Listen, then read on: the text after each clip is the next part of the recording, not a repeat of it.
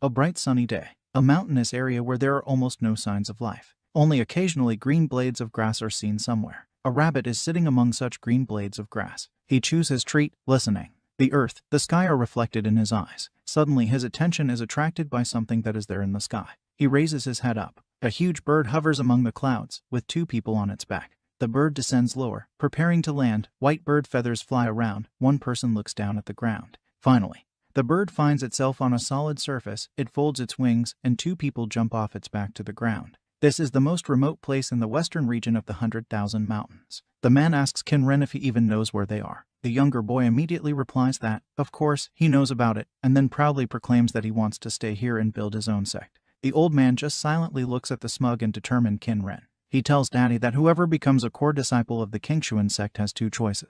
The first is to stay in the Kingshuan sect and become one of its elders in the future. The second is to get a golden seal, with which you can establish a sect alone. The old man added that he was very happy about the choice of the boy, and then wanted to add something else, but was interrupted by his student. The latter, accepting the wrapped object from the teacher's hands, said that he had already thought everything over carefully. He took into account several important points. Firstly, never to be an enemy of the Kingshuan sect. Secondly, the founder of the sect must necessarily preach and take into account the laws, as well as guide people to goodness and righteousness. Thirdly, if the sect collapses, it is necessary to immediately return the golden seal. The old man noticed that his teaching chose the region of the 100,000 mountains, the most remote. In the entire western region, there is no one around, only wild animals and poisonous swamps everywhere, and there are almost no plants and trees here. Is this place exactly a good choice for founding a sect? Is Chen Fan sure about this? He hastened to reassure his teacher, asking him not to worry and convincing him that he knows what he is doing. The teacher was a little more embarrassed, pointing at the student with his finger, but eventually gave up, deciding not to dissuade the young man from his idea anymore. He explained that Chen Fan just needed to put her energy and a drop of blood into the golden seal, then let her create the sect herself. He also told him to remember one important point. Well, being is the most important thing in the sect. At this point, the teacher finished with the instructions, finally deciding to leave the student to continue to cope on his own. The bird on which both had flown rose up again. Now taking with it only one, the teacher left the student who was standing and looking up. Chen Fan exhaled with relief, waiting for the moment when his teacher would fly away. He believed that the old man did not need to explain to him what kind of place it was, because he already knows everything perfectly well. However, the choice fell on this region because Chen Fan needed a place where he could practice on his own and improve his strength without the influence of the outside world. Now he glanced at the object that had been handed to him by the teacher. Is this the legendary heavenly boundary tablet that is used to create the golden seals of the spiritual treasure? He remembered that everyone who wants to found a sect must have this tablet, otherwise the sect will be in great trouble. According to the history book of the Kingshuan sect, 500 years ago, there was an unusually strong man who wanted to go against the heavens, and he forcibly opened the sect. Who would have thought that just 6 months after the opening of the sect, she experienced a catastrophe? The entire sect was wiped off the face of the earth, and her well-being was destroyed. It is also rumored that it was here, in the region of the 100,000 mountains, that man opened the sect by force. For this reason it is so dangerous here. Chen Fan paused, and then brought his finger to his teeth, biting until it bled. He dropped the droplets that appeared on the golden seal, lowering it to the ground. Some kind of energy began to form around. Chen Fan folded his hands in a gesture of greeting and introduced himself. He is the younger Chen Fan. He is here to found a sect, and it will be called the Huaxi sect. The golden seal rose higher and higher. It glowed and glittered. The task assigned to it was clear: Huaxi, to found a sect. In the ice palace, which was located in the middle of a mountainous area, a girl was sitting at a table by the window. A bright glow in the sky caught her attention. As he suddenly remembered the past, she was sitting by a tree. The young man standing next to her addressed her, "You," and promised that one day he would become a core disciple of the Kingshuan sect, become one of the masters, and then create his own sect. He said that he was thinking about the sect he would create in the future and wanted to call it the Huaxi sect. Now the girl who was thinking about it realized that Chen Fan had managed to do what he wanted, create his own sect. Meanwhile, the golden seal was working hard to create a sect. Chen Fan watched, wondering, is this the voice of heaven? Bright glowing stars were flying around him. The golden seal, on the base of which was written, "Golden Seal, Spiritual Treasure," hovered in the air. This year, Chen Fan wanted to touch the sky and reach out to the stars themselves. He stared at the seal in surprise. Does heaven know everything about him? Chen Fan is not from this world. He came to this world from Earth. When he first woke up in this world, he was already a disciple of the Kingshuan sect. Having learned then about the dangers and wonders of this world, he made a well-thought-out plan and eventually spent all his strength and time on training. Now, finally, he was able to become a core disciple of the Kingshuan sect and had the opportunity to develop independently. He never told anyone about it, but the golden seal was able to find out from somewhere. The voice that reached Chen Ren was saying that his blood did not belong to this world. The boy thought that this voice was in his head. He did not expect that the golden seal would find out that he was from another world, so he did not know what to do now and assumed that a catastrophe would happen now. But the voice continued to speak. Since the Huaxi sect master is from another world, the Huaxi sect can recruit disciples from the sect master's world. These words caused Chen Ren to be surprised. It also became known from the seal that all disciples from another world can create their own bodies, and after death, the souls of such disciples will be enclosed in a golden seal, and they can be resurrected after recreating the body. The voice asked if Chen Ren needed the seal's help with this. Chen Ren didn't understand what the seal meant. Even after she found out that he was from another world, nothing happened. It turns out that he will be able to call people into this world from his own world, as well as resurrect them. Chen Ren thought, once you can create your own body, die and be resurrected. In this case, he should make something like an online game out of the sect. And since the world he came from is Earth, the called students will definitely know about online games. He smiled at his own idea. It seemed beautiful. Chen Ren turned to the golden seal, asking for help to summon the disciples. He stated that he wants 100 beautiful students with big breasts. There was silence. Chen Ren looked at the seal, and then indignantly asked why she frowned. The voice answered him, the golden seal can only recruit players, but not select them. Chen Ren looked suspiciously at the interlocutor, and then asked what he had just said. He stammered out that he had heard everything. Chen Ren asked again, the seal just said players, right? He screamed that he immediately thought that the seal was some kind of strange, like this voice. And now she also knows about the players. The voice, having hardened, explained that the heavenly Tao is omniscient. Chen Ren still thought that there was something wrong with this seal. He assumed that it was also a person from another world, like himself, just this person is stronger. After that, he decided that it didn't matter, he just needed to follow his plan. The guy turned to the seal again, calling it the heavenly way. The seal immediately corrected him, saying that she was a golden seal, not a heavenly path. Chen Ren was looking at the seal, which was too annoying. The young man turned to the press again, asking for help to create an online game site on Earth, and then the press should go to Earth and recruit 100 nerds of online games. He repeated, asking if everything was clear, printing should pretend to be an online game in order to recruit students. The seal confirmed all that was said. A new place of conscription was opened, and the method of conscription was also established. Chen Ren was pleased, saying that, in his opinion, everything should work out for the seal. He himself was thinking that he would become like an NPC in the game, create an invincible army that could be resurrected endlessly, and if he also enters into an unequal agreement with them, he will be able to manage their lives at his discretion. With this agreement, it will be possible to forget about possible betrayal. He chuckled, believing that with gamers, his sect would definitely become the strongest on this continent. His face was beaming, his lips were smiling, he was determined. Earth, 2031, a residential space where there are several apartments. In one of them there is a table on which there are a lot of things. Some guy is looking at some object, admiring it and saying that it is amazing. These words were directed at the VR helmet. The guy had already forgotten his existence. Now this man decided to play a little. He even had a couple of ideas. He put the helmet on his head, pressed the blue button that was in the forehead area. Now he will kill everyone in the form of a Gundam. A yellow piece of paper landed smoothly on the table. The guy took off his helmet and looked questioningly at this piece of paper. It was an entrance exam ticket. It was written in small print at the bottom, 100% virtual reality with incredible graphics. 100 people who pass the exam will get there for free. The guy who received this exam ticket. A table in the middle of his room with this sheet in his hands, repeating what was written, a free VR game for 100 seats to pass the test. He immediately sat down at the computer, saying that he was interested in this. Now he wanted to know the details. In the search bar of the browser, he typed the following, Fantasy VR, a game about cultivators. When he saw the search results, he was speechless for a second. What he saw disappointed him. He was indignant, saying that even his grandmother would have done better. He decided that this game was probably some kind of game.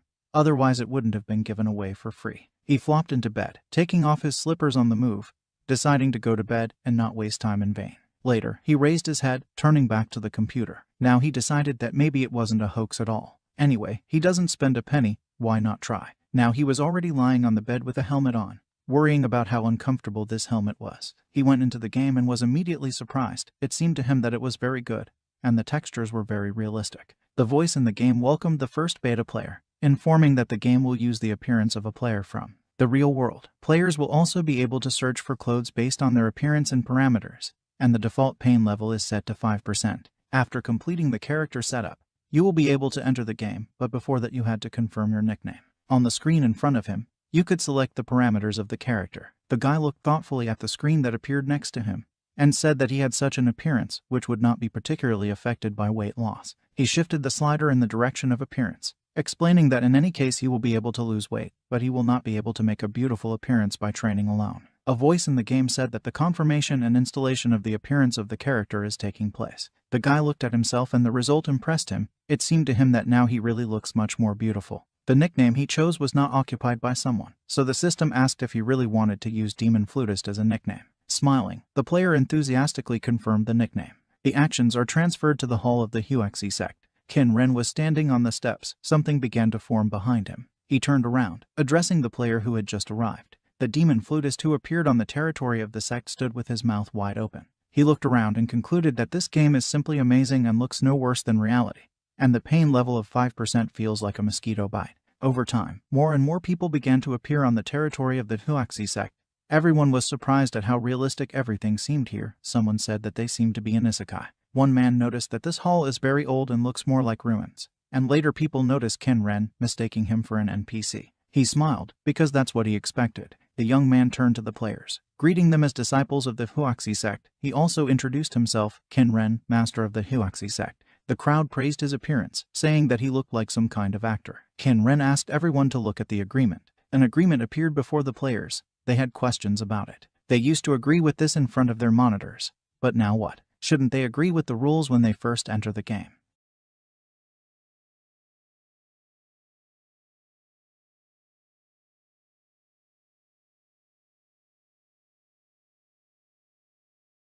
One man said that this agreement is more like a slave contract. The message from the system said that in order to start the game, you need to confirm the user's agreement on the rules of the game. Chen Ren watched and thought that it had finally started. He thought that this was just the beginning, and he was sure that what awaits these players in the future is worth this agreement. However, he thought that the players might not agree if they started reading the agreement in full. The crowd started talking again. Someone advised not to read into the agreement, because everyone will eventually agree anyway, because they will not be able to play without consent. Others agreed with this. Besides, they did not want to read this agreement. It would take too much time. Everyone immediately agreed. Someone remarked that this was to be expected from Brother Tong. Chen Ren looked at Brother Tong, saying that this guy clearly knows how to convince people. The young man thought that now he was one step closer to his goal. At first he chose this place because he didn't want to reveal that he was also from Earth. However, he did not expect that he would be able to recruit 100 students who also cannot die. Heaven itself is on his side. Now he was going to force these students to do something. It remained to decide what it would be. Remembering the hall, Chen Ren decided that the first thing to do was to restore it, because free labor should not be wasted. The head of the sect turned to the disciples, preparing to announce his decision. The players listened impatiently to what he would say. What he had decided, someone hoped that now, finally, a fight with monsters was waiting for them. One person in the crowd said that usually the first task in such games is killing a chicken, and the second hoped that in this game they would not just kill a chicken. Chen Ren looked at his students speechlessly as they talked incessantly about killing monsters. Everyone expressed their ideas and so on. The head's face frowned. He thought that even if they were all his students, there were still too many of them. Despite the fact that they accepted the agreement that they could not betray him, he allowed them to leave at any time. In addition, they can also opt out of the game. They shouldn't waste their time if they don't want to play. Chen Ren coughed, urging his students to be silent because it was too noisy. He repeated what he had said before about the decision he had made. He told the students to come down from the mountain and explore this world better. The players were inspired. They liked the opportunity to start new adventures. They were ready to go exploring the territory. The players turned to Brother Ren, called him to go on a trip rather. The same, in turn, considered them a bunch of idiots. However, the main thing for him was one thing. He needed to convince them to study in his sect, because they could leave at any moment, since they were not connected with this world in any way. Along the way, the players began to have questions. How long they have been walking, how long this task will take them. Someone replied that they had already passed a lot, but this game is very cool. Someone was already barely walking.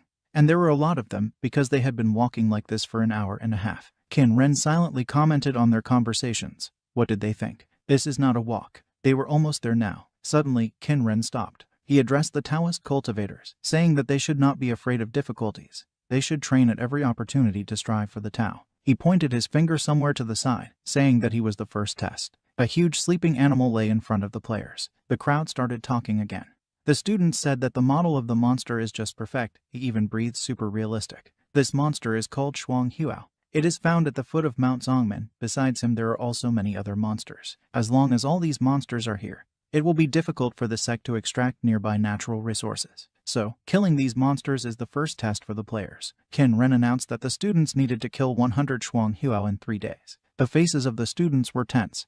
They seemed excited. The head of the sect added that if the disciples fail, then they will listen carefully to his advances and cultivate conscientiously, but so as not to overdo it. Now he was thinking that, although most of the sources of resources here are occupied by monsters, there are also those that are absolutely free. However, as long as the players wanted to fight, Chen Fan wanted to use them as manpower. Brilliant! Someone began to lift the tree, leaving only a stump from it. It was the demon flutist who had thrown the object he had grabbed onto his shoulder and was now rushing towards where Chen Fan was standing.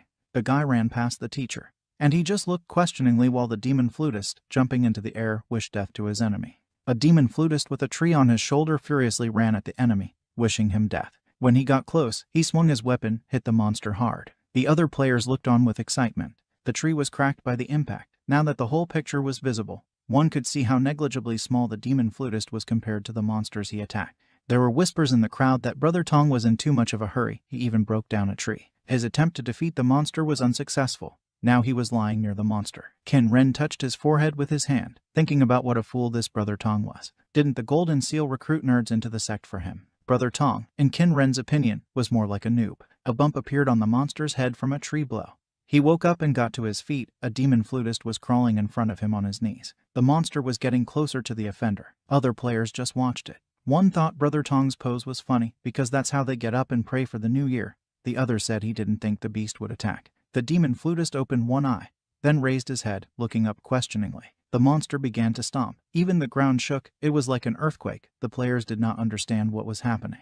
The demon lifted the leg under which the body of the crushed Brother Tong lay. His soul left its container, looking at what was happening in surprise. The monster was breathing heavily, and then pressed his head to the ground where his prey was. The students realized that the monster had killed Brother Tong, and he did it in a split second. Someone began to doubt that these are really monsters for beginners, because they look more like bosses. Chen Fan began to speak. The students, in his opinion, probably thought that it was difficult or even impossible to kill this monster. However, the head of the sect reported that Shuang Huao is the weakest monster within a radius of 15 kilometers. But the students began to chatter in response, believing that Chen Fan must be joking since he calls this monster the weakest. Now this game seemed very difficult to them, but the cultivator assumed that this was how his disciples would react. Then he decided that he needed to show the students how their master himself would deal with Shuang Huao. Chen Fan resolutely walked towards the monster. When he got closer, the monster looked at him. At the same moment, the monster's eyes widened and sparkled. He stood up and, making a loud sound, opened his mouth,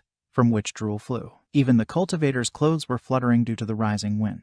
The monster fell silent, but still stared fiercely at the cultivator who was standing in front of him. Shuang Huao struck, crumbling the ground under him. Stones jumped into the air and flew apart. With this, he did not cause any harm to Chen Fan, because he deftly jumped right on the monster's back. Now he was moving around the monster, and his leg was shrouded in a green haze. He kicked off the beast's body with his foot and immediately found himself on the ground behind the opponent's back. He turned around, glaring angrily at the cultivator. He struck a crushing blow again, but Chen Fan jumped into the air and was not injured. He stretched out his hand, in which something gradually began to form. A green circle with sparks formed in his hand, from which the Kai King Chuan sword soon appeared. The green blade of the sword was reflected in the monster's eye. Chen Fan, being on his back, slashed his entire huge body with his sword. Blood gushed out. Chen Fan, surrounded by the green glow and the enemy's blood, stood with his arm outstretched. The monster collapsed to the ground. Because of such a fall, the dust around it rose into the air. Chen Fan, who was already on the ground, was still standing with the sword in his hands. After that, the sword began to disappear. The students opened their mouths and looked at the master,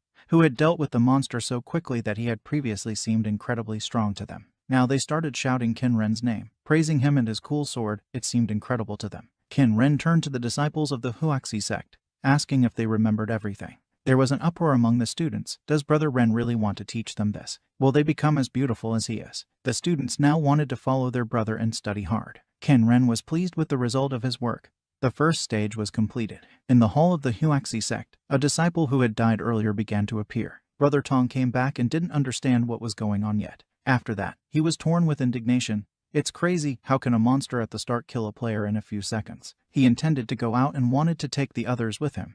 But he quickly discovered that he was alone here. There was no one else around. It quickly dawned on him that he was the only one who had died, and everyone else was still at the foot of the mountain. No one else died but him. He said with displeasure that now he would have to go down and look for other players. But this time he wanted to explore the map around. The demon flutist found himself next to the warehouse of techniques. He looked at it, thinking that maybe he could learn some technique. He decided that this was a legendary opportunity, and he himself was probably the chosen one. Brother Tong entered the building, looking around in surprise. It was dark here, only light from the open doors penetrated inside. Looking at the pile of books and debris that were lying on the floor, the player concluded that it was very dirty here. It upset him. He knelt down, his gaze fell on the blue book. The player took this item in his hands, enthusiastically shaking off the dust from it. He expected to see something else, but his eyes narrowed when he looked at the name. He decided that it was some kind of super powerful technique with which he could take over this world. However, it was just a technique for movement.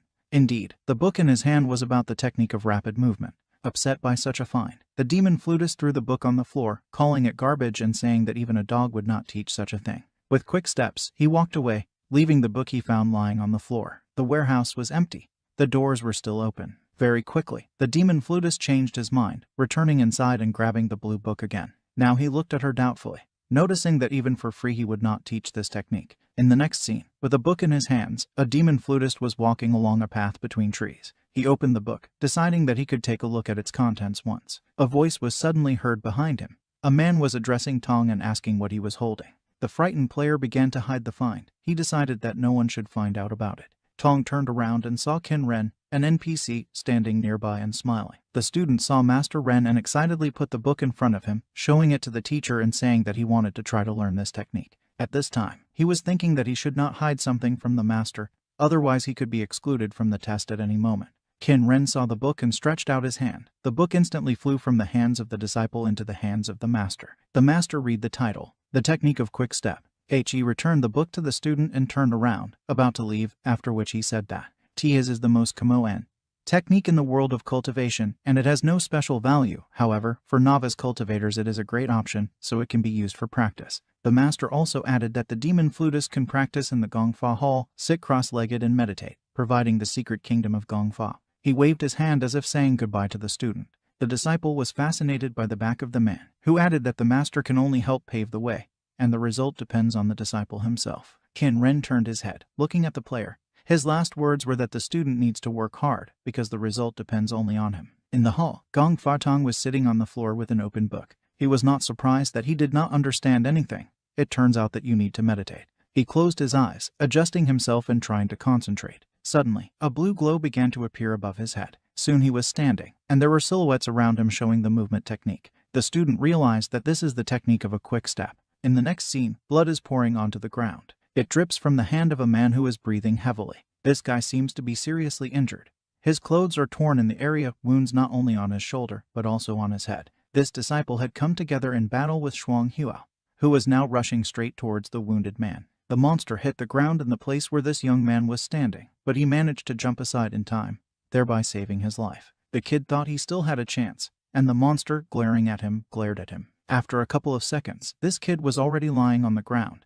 His dying words were that he was unlucky. Everything would have been different if he had been a little faster. The players were watching this guy from the sidelines. It was Shan Wang. He tried again and again to defeat the monster immediately after the resurrection. This time he failed again. This game seemed very difficult to the players. Those who have already fought with this monster have come to the conclusion that at this speed it is simply impossible to overcome it. Someone said that it is, and the one who can defeat this beast will definitely become a hero. It was Brother Tong who appeared at the foot of the mountain, who resolutely said that the title of hero was quite suitable for him. It was already clear to everyone that speed was the key to victory, and it was worth thanking Shan Wang for such a hint. Brother Tong was heading towards the monster, and the players were asking if he knew how to defeat Shuang Huao. The demon flutist only replied that he should receive the title of hero in addition to his title of died first. He admitted to the players that he had learned a technique that could increase his speed. Preparing for the start, Tong confidently said that he would be the first to kill the monster in this game.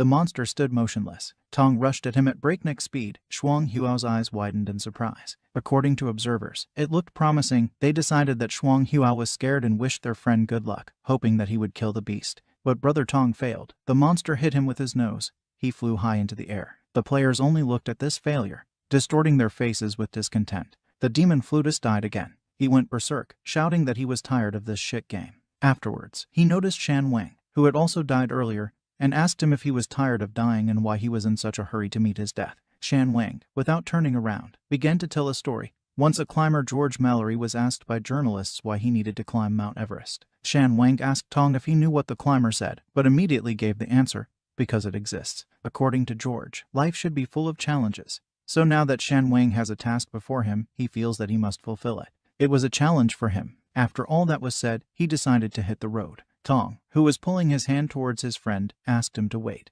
He hesitantly said that for Shan Wang's perseverance, he would make an exception and teach him one important skill. Meanwhile, the other disciples at the foot of the mountain were discussing Brother Tong's failure. Even though he became faster, he was still killed in a matter of seconds. Someone said that he was simply not destined to fight. All his attempts were in vain. One of the students told the guys that they needed to change their strategy. The students heard the sentence and began to turn around in the direction of the person who was saying it. That young man was Manhwa. He was a legendary strategist in various MMORPG games.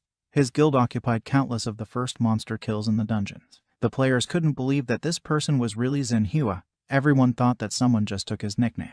Now there was growing confidence among the players that with the help of Manhwa, they would be able to defeat Shuang Huao. Manhwa spoke again. He asked if anyone had said that they should fight without weapons. He offered to make a battle formation and put himself forward as a leader, and now he was asking how this idea was for other players. Meanwhile, the other two players were coming down the stairs. Tong was thinking that this guy, Shan Wang, had learned the quick step technique in just 20 minutes, although it took Tong himself an hour to do the same. Now Shan Wang had become even stronger. The demon flutist wanted to see how Shan Wang would kill Shuang Huao. The two finally arrived at the foot of the mountain, where the monster lived. Here, one person was in charge of all the others. He was telling the Rock Shield group to hold back Shuang Huao's attack. A group of spearmen were ordered to attack from the side and from behind, and the rest were to continue to look for an opportunity to attack together with everyone and inflict maximum damage. Manhwa has been doing a great job of commanding the players so far. The group with shields tried their best to restrain the monster.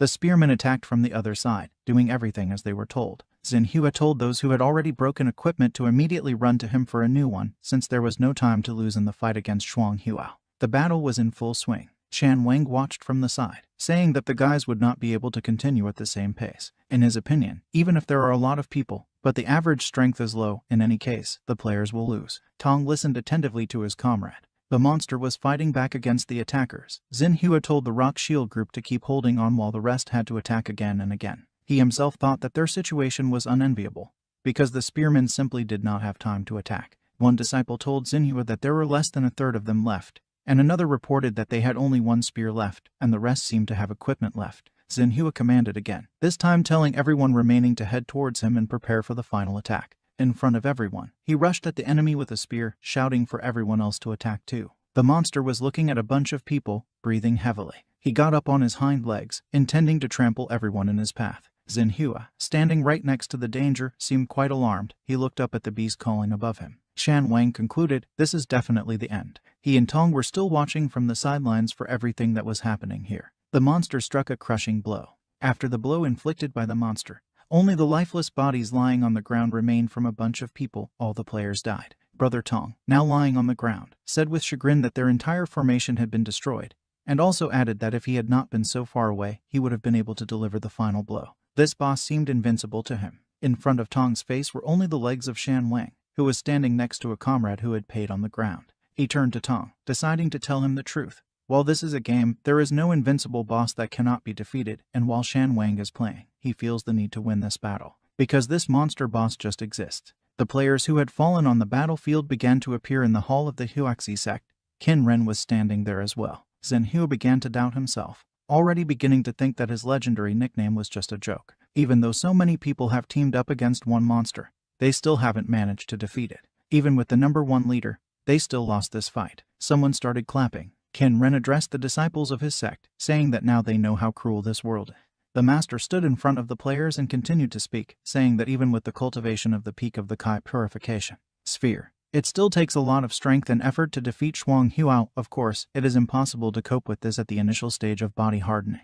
He gave the reason why he gave his students this task. It is so that they understand the truth. Cultivation is not easy. The master said that from now on they should follow his instructions, do what he tells them to do. Suddenly, an alert came from the system. The progress of the quest kill Shuang Huao has increased. One monster out of 100 was exposed by someone. This caused even Qin Ren to be surprised. Not to mention the other players who couldn't believe that there was someone who could defeat this beast. One of the students turned to Ren, suggesting that there must be something wrong with the system. The master thought about it. Mentally, he turned to the heavenly Tao to find out from him what had happened. The answer came immediately. Everything is as it was said in the notification. Someone was able to defeat Shuang Huao. The voice also added that he was not a heavenly Tao, but a golden seal of discovery. Then grumbling followed again, because the press will get tired of it if Qin Ren asks something constantly. That's why the Golden Seal decided to give Ren permission so that he could immediately see the specific situation with the quest. Qin Ren again asked questions. Did someone really defeat Shuang Huao? Who is he and how did he do it? The Golden Seal was only indignant, because it seemed to her that Qin Ren was not listening to her at all. To the students, this state of affairs seemed impossible. Zhen Hua was sure that it was Shan Wang, only he could defeat this monster. It seemed quite real to the others. Shan Wang could really defeat the monster, but how did he do it? Is he a cheater? Besides, he wasn't here now, which meant he wasn't dead. It was still hard to believe. Qin Ren's original plan was to break the spirit of the disciples with this impossible task, then force them to move on to the next stage, to cut wood and mine stone, rebuild the sect. However, now his plans have changed. Qin Ren asked the disciple who was talking about Shan Wang to take him to this person. Tong stood next to the defeated monster, asking if he was really dead. The other students arrived at their destination, immediately seeing Tong and Shan Wang here. Shuang Huao's corpse also did not go unnoticed. Shan Wang himself was sitting on it, and Tong was standing on the ground next to him. Tong was cheerful, and Shan Wang was smiling smugly, watching the reaction of his comrades. Zhen Hua made sure that this was indeed the person he was talking about. Qin Ren asked the disciple if he had defeated Shuang Huao himself. The disciple jumped off the corpse, landing next to the master, and said that it was true he himself defeated the beast, although it was quite difficult. Qin Ren thought that this player was undoubtedly still in the Kai purification stage. It really seemed unusual to defeat Shuang Huao with a power that is only at this stage of Kai purification. Qin Ren asked the student if he could defeat another monster to show the others how he did it. The student looked resolutely at the teacher and promised to try to do it. Everyone, including Qin Ren, watched from afar as Shan Wang approached the sleeping monster. He stopped. There was a stone lying near his foot, which was immediately picked up. With a stone in his hand, the disciple looked at the monster, saying that this area was flat and open. It was perfect. He threw a stone, hitting Shuang Huao right in the head. The monster immediately woke up and began to rise. Shan Wang's actions seemed ridiculous to someone, because he used the stone to fight the enemy. Zhen Hua watched carefully and asked the commentator to be silent. Meanwhile, the beast was rushing at the one who dared to disturb him, and Shan Wang was watching and waiting. When the monster was very close, the student dodged its attack. Only stones flew in all directions. Zhen Hua tensely followed Shan Wang's movements. Shan Wang did not let up. The monster also did not want to retreat. The actions of the student seemed unusual despite the fact that it is difficult to dodge such direct attacks. This minimizes damage. The monster struck again. Dust rose around and the ground shook. Shan Wang, being on the side, struck Shuang Huao's muzzle. It's really like cutting on the edge of a knife. Qin Ren understood everything. This is a fighting style based on the technique of quick step. During the monster's attack, you can save stamina by using only precise evasions. It's just that Shan Wang not only uses the quick step to increase the movement speed, but also increases the strike distance, thereby strengthening his attack. That is why even low-level learning techniques can be very useful. Shan Wang was very fast.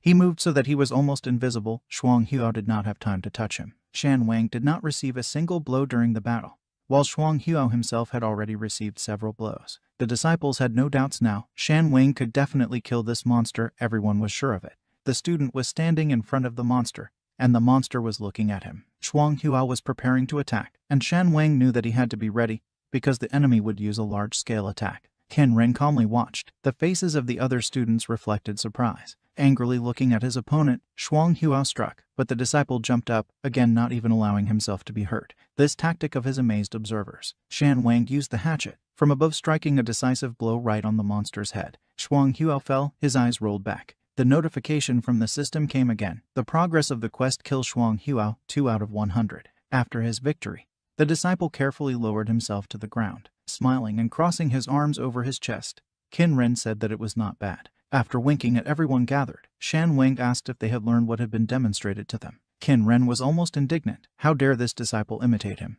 The crowd shouted the winner's name, called him Superman and said that it was damn great. The crowd surrounded their hero. Someone remembered him. This is Shan Wang, aka the King of the Mountains, abbreviation, COM. A COM that has set countless speedrun records for super complex games. There were even his fans here. They did not expect that he also plays online games. Qin Ren watched from the sidelines, concluding that Shan Wang seemed to have a very good reputation. Suddenly something else caught the master's attention. One of the students, who was behind the master, turned to him, deciding to say something to him. Someone was standing near the body of the defeated monster, but most of the students crowded around the hero of the day. Qin Ren coughed to get everyone's attention and say something. He did it. The students looked in the direction of the master. Shan Wang listened respectfully to the master. He thought about it, and then announced that Shan Wang not only committed the first murder, but also conducted a demonstration of milking other students. He really did an excellent job, so after completing the mission he will receive an additional bonus. And also the one who commits the most murders will receive an additional bonus. The disciple thanked the master, and he said that he hoped that Shan Wang would be able to help other disciples of the sect learn how to fight. Shan Wang asked the master not to worry about this. The master turned around, preparing to leave and thinking that all they needed was a positive attitude. Finally, he said that he would look forward to success from his students. After the master left, the disciples crowded around Shan Wang again. Now they were asking to be taught how to fight. Someone was going to throw the video to everyone after returning, hoping that they would bookmark it and put a 10. Some students were walking away, and Shan Wangi addressed them through the crowd surrounding them, saying that the master had asked him to teach everyone martial techniques. Did they really not want to try? The student with 82 fu said that battles were not for him and that the master had assigned them another task. Shan Wang sadly looked after them, wanted to object something, but another student said that Shan Wang should leave him because there really is a better case for him, so do not try to convince him. Shan Wang had no choice.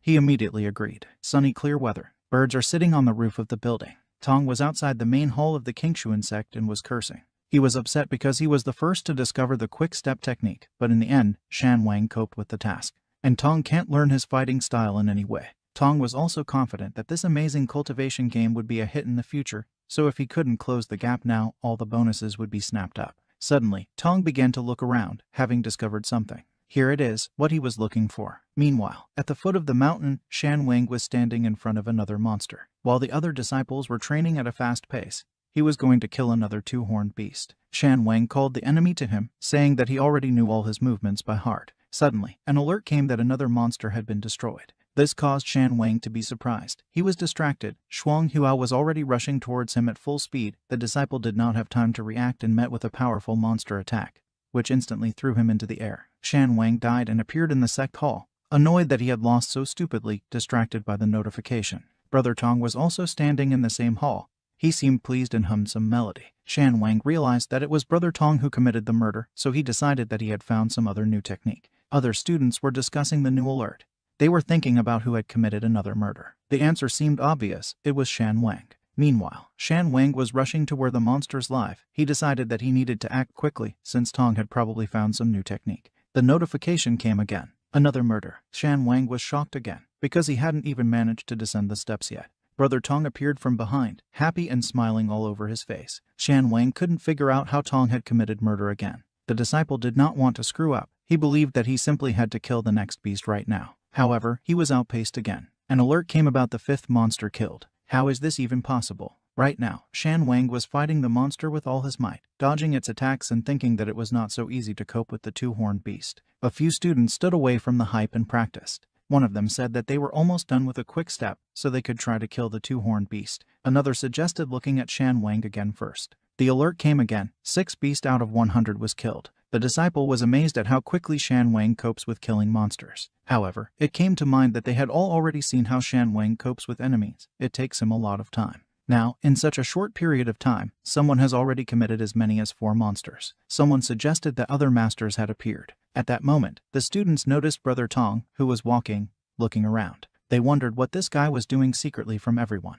It was suspicious. The students decided that something was definitely wrong here. They all decided to follow Tong unnoticed to find out what he was doing. The bushes rustled. Tong was making his way through them. He found another two-horned beast and was now chuckling contentedly. From the same bushes, Tong was being watched. 5 pairs of eyes stared at him, deciding that Brother Tong was going to fight the monster again. Tong rushed at the beast. He was sleeping, and then abruptly opened his eyes, opening his mouth wide. Tong, as if expecting this, jumped right into the monster's mouth. He slammed his mouth shut. A loud sound rang out. The guys watching from the bushes did not understand what kind of noise it was. Blood flowed from Shuang Huao's mouth, after which he collapsed. The alert came again. 7 monsters out of 100 were killed. The heads of the students appeared from behind the bushes, who looked questioningly at everything that had happened. It was now obvious that Brother Tong was carrying out these murders, but how did he manage it? They didn't understand anything at all, so it was decided to calm down, behave quietly, wait and see again how Tong would kill the monster. Another alert. 8 monsters out of 100 were killed. And again, the students did not understand anything. The monster just ate Brother Tong and died. Did Brother Tong do something? One of the guys thoughtfully adjusted his glasses. He came out of the bushes, declaring that he understood everything, that he had solved this riddle. Another yelled at him, saying that he might be noticed. But the guy didn't care. He moved further away from the bushes while the other students asked him to come back. because there was a two-horned beast. The guy with glasses started saying that in fact they all missed one important detail. They always had the best weapon against the two-horned beast. He thought he understood what the truth was, and came very close to the enemy. With that, he seriously informed that human flesh is poison for these monsters. Other students wondered if this could be true. Meanwhile, the guy with glasses landed right in the mouth of Shuang Huo, and he began to chew him. The students watched with excitement. Will it really work? Is it really as this kid said? But nothing happened. The monster just chewed his lunch, followed by only a belch. The students frowned, silently watching. The eaten boy is resurrected. He did not see any notification about the murder and realized that his conclusion was incorrect. However, it was not so important to him because he still had a plan B. He decided to wait. Meanwhile, the 9th murder has already occurred. After that, Brother Tong appeared in the hall of the Huexi sect, where a guy with glasses was waiting for him. It was Zhang Dan. He was hiding behind a pillar and was about to reveal the secret of how Tong triumphs over the two-horned beast. Tong looked around, then began to sneak into the building. Zhang Dan, who had been following him all this time, was watching from the bushes and began to understand what was happening. This was the Qingshuan sect's alchemy hall. Going inside, Tong took a ball, laughed contentedly, hit it, and then left. However, Zhang Dan had already figured out his secret. The singing of birds was interrupted only by the exclamations of the students, to whom Zhang Dan told about the Tong method. He told me about the pill. One of the students was looking at this small object, saying that Brother Tong was relying on it.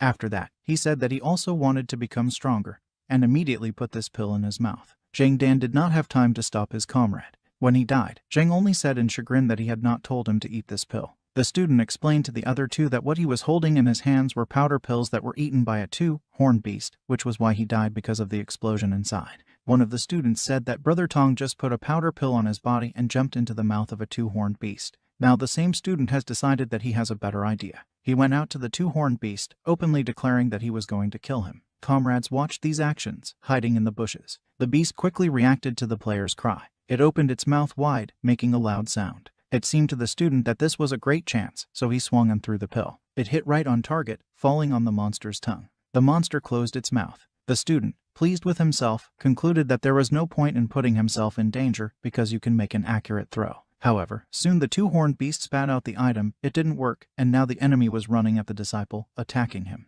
The boy flew into the air because of the blow, saying out loud what everyone had already noticed. Without him, the monster just spat out a pill. Zhang Dan called this guy an idiot, because Brother Tong would not climb into the monster's mouth if such a method worked. The disciple who stayed with Dan suggested that he do exactly the same as Brother Tong did.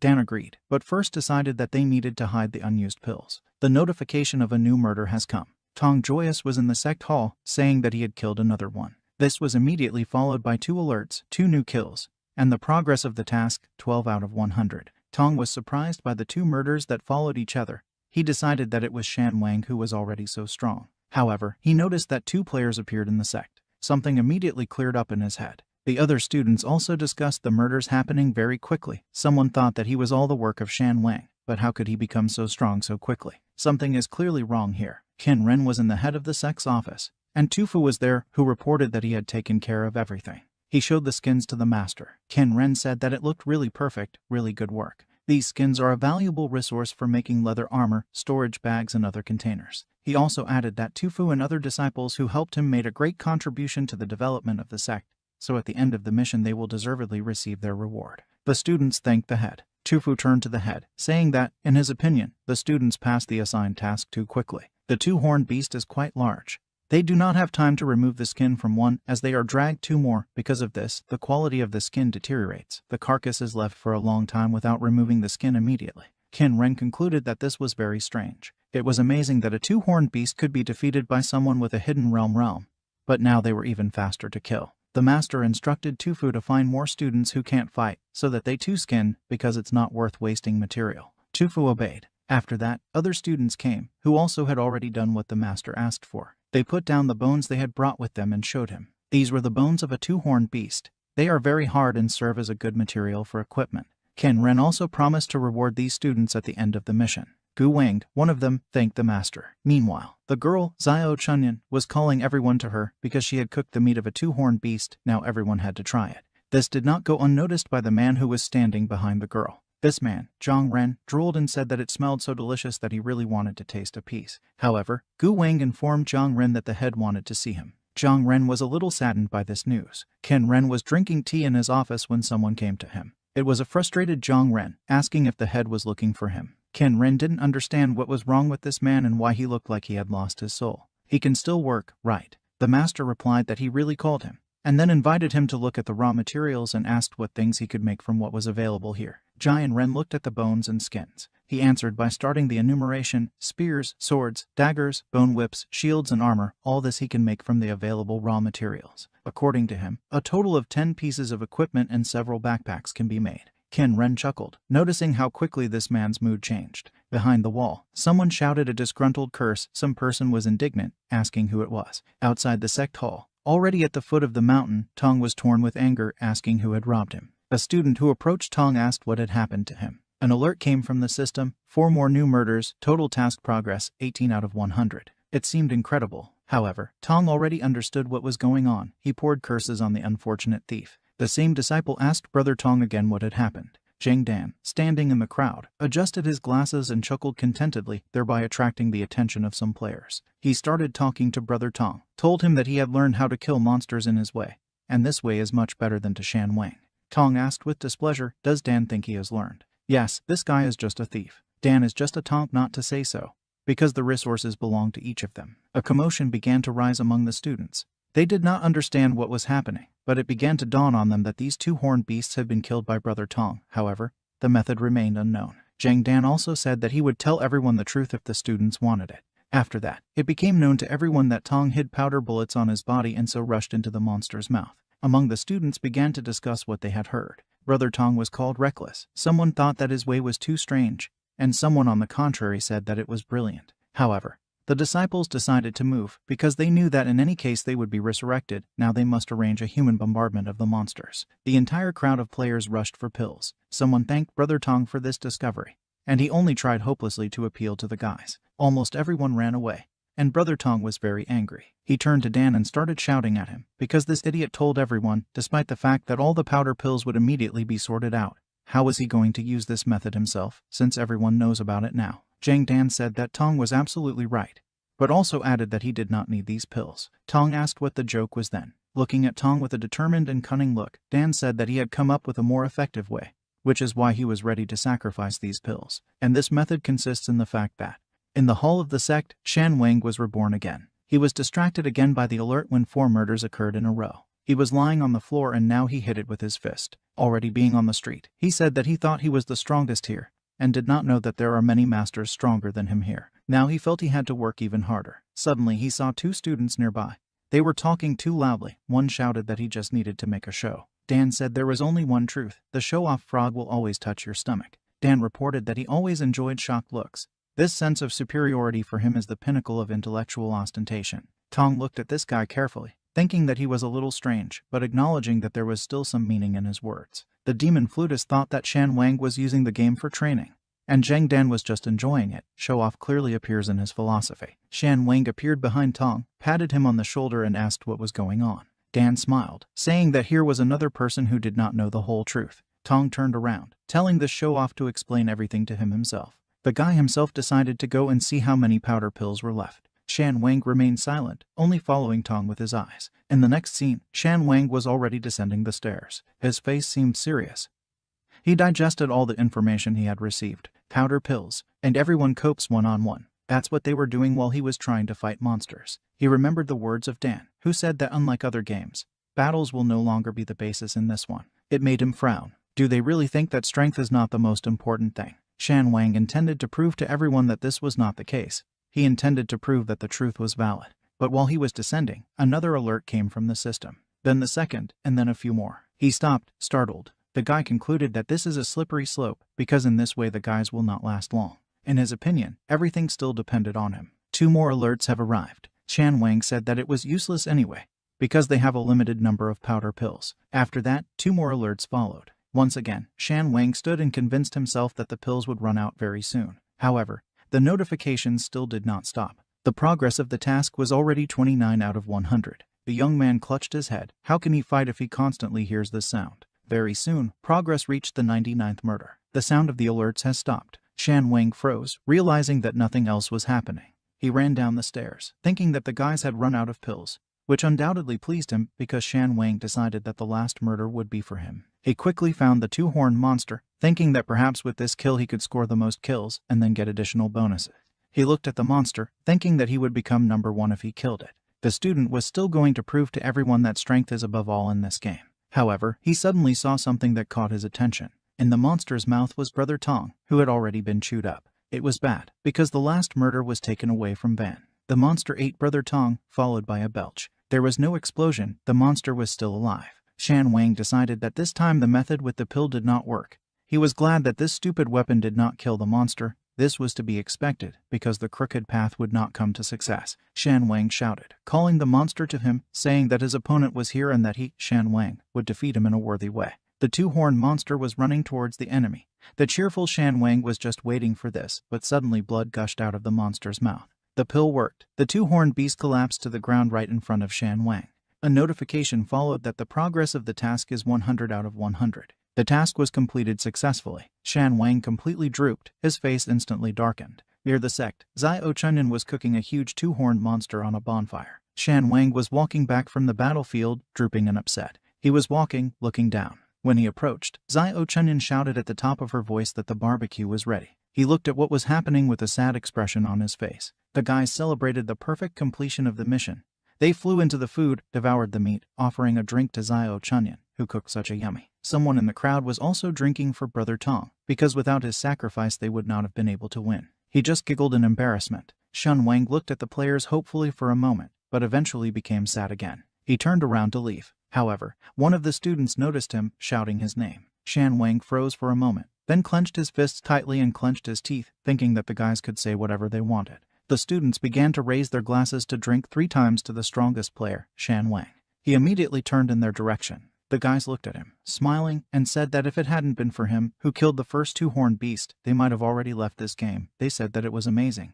It made their blood boil. Shan Wang was the best for them. Xinhua waved to Shan Wang, inviting him to sit down because he had already been poured. There was joy on Shan Wang's face again. He mentally turned to the guys. His eyes shone. This disciple immediately rushed to everyone else. In the next scene, steam was coming from the hot drink. Ken Ren was sitting in his office with his eyes closed. He was thinking that all this had happened in less than 1 day. He already knew that the guys were using powder pills to achieve their goal. Already on the street, one of the students exclaimed that the master was right here. Ken Ren appeared before the disciples of the sect. Tong, who thought that Brother Ren had come to the barbecue, reported that Xiao Chunyan was a great cook. The master called Zhang Tong to him. He immediately came over, saying that he was here. The master asked if Tong was really the first person to kill a two-horned beast with powder pills, after which other students followed his example. Brother Tong thought it was bad because it seemed to him that the master wanted to punish him. Tong immediately became agitated, deciding that the master wanted to punish him for using powder pills in the fight against two-horned monsters. He hoped that the NPC wasn't going to delete his account, because he didn't want to leave this game like that. Xinhua turned to the head, asking if he thought Brother Tong's tactics were inappropriate. Shan Wang also stood up for his friend, saying that regardless of whether a black cat or a white one, a good cat is one that can catch a mouse. Tong looked at his brothers with tears in his eyes, who were protecting him now. Ken Ren looked questioningly at the students, and then asked who said and why they thought he was going to punish Tong. These words of his caused surprise to all 3 of them. The master turned to Zhang Tong again, saying that he had plucked up the courage to try new methods and eventually brilliantly completed the task. In total, he killed 10 two-horned beasts and contributed the most to the killings. Therefore, the master assigned Tong 10 points and 1 inner pill. The points received can be used as currency in the sect. Tong beamed with happiness. He happily thanked the head and said that he would work even harder. It turned out that they wanted to reward him, not punish him. Shan Wang thought that Brother Tong's method was indeed very effective, although not very correct. The master also made a small remark. The powder pill method cannot be used permanently. To himself, he thought that the pill would eventually run out.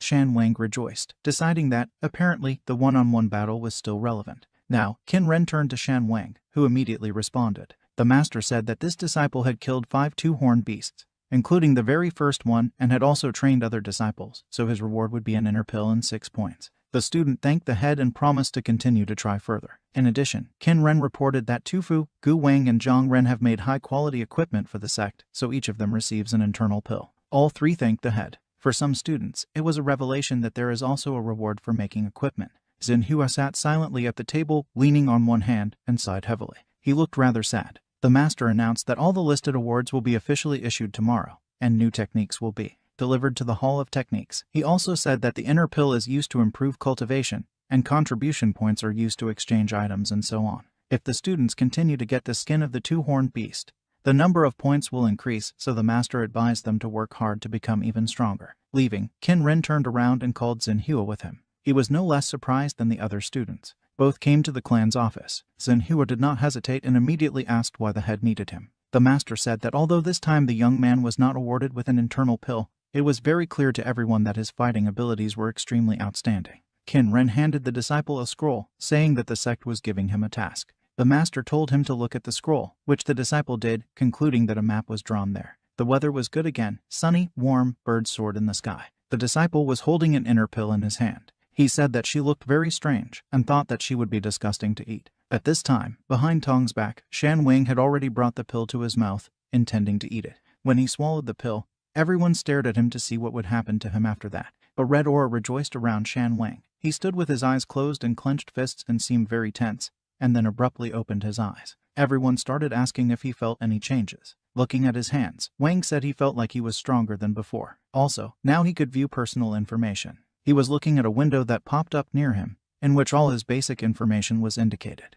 He noticed that in the cultivation column he had indicated peak of the hidden Yuan kingdom. He had already reached such a level while someone was only at the initial stage. One of the disciples said that the realms are usually divided into the initial, middle, late, and peak stages. This means that Shan Wang has risen 3 levels. Someone said that it's only 3 levels. There's nothing in it that they can't overcome. Another called him an idiot, explaining that in the world of immortals it is difficult to advance even to the first level in the realm. It usually takes at least a year to practice to raise at least the first level, not to mention the fact that it becomes more difficult every time. So, Shan Wang has made a big step forward. Shan Wang was about to leave when he was called and asked where he had gone. He replied that he was going to go and kill the two-horned monster, because only in this way can you find out how much he really became stronger. Shan Wang has already begun to be considered a battle madman. Among the disciples, someone began to wonder what the price of the inner pill was. One of the players approached Tungu, asking if he wanted to sell an internal pill that would be paid for with real money. Chufu, Gu Wang, and Zhang Ren were also asked about selling internal pills. Tong did not agree to sell the inner pill,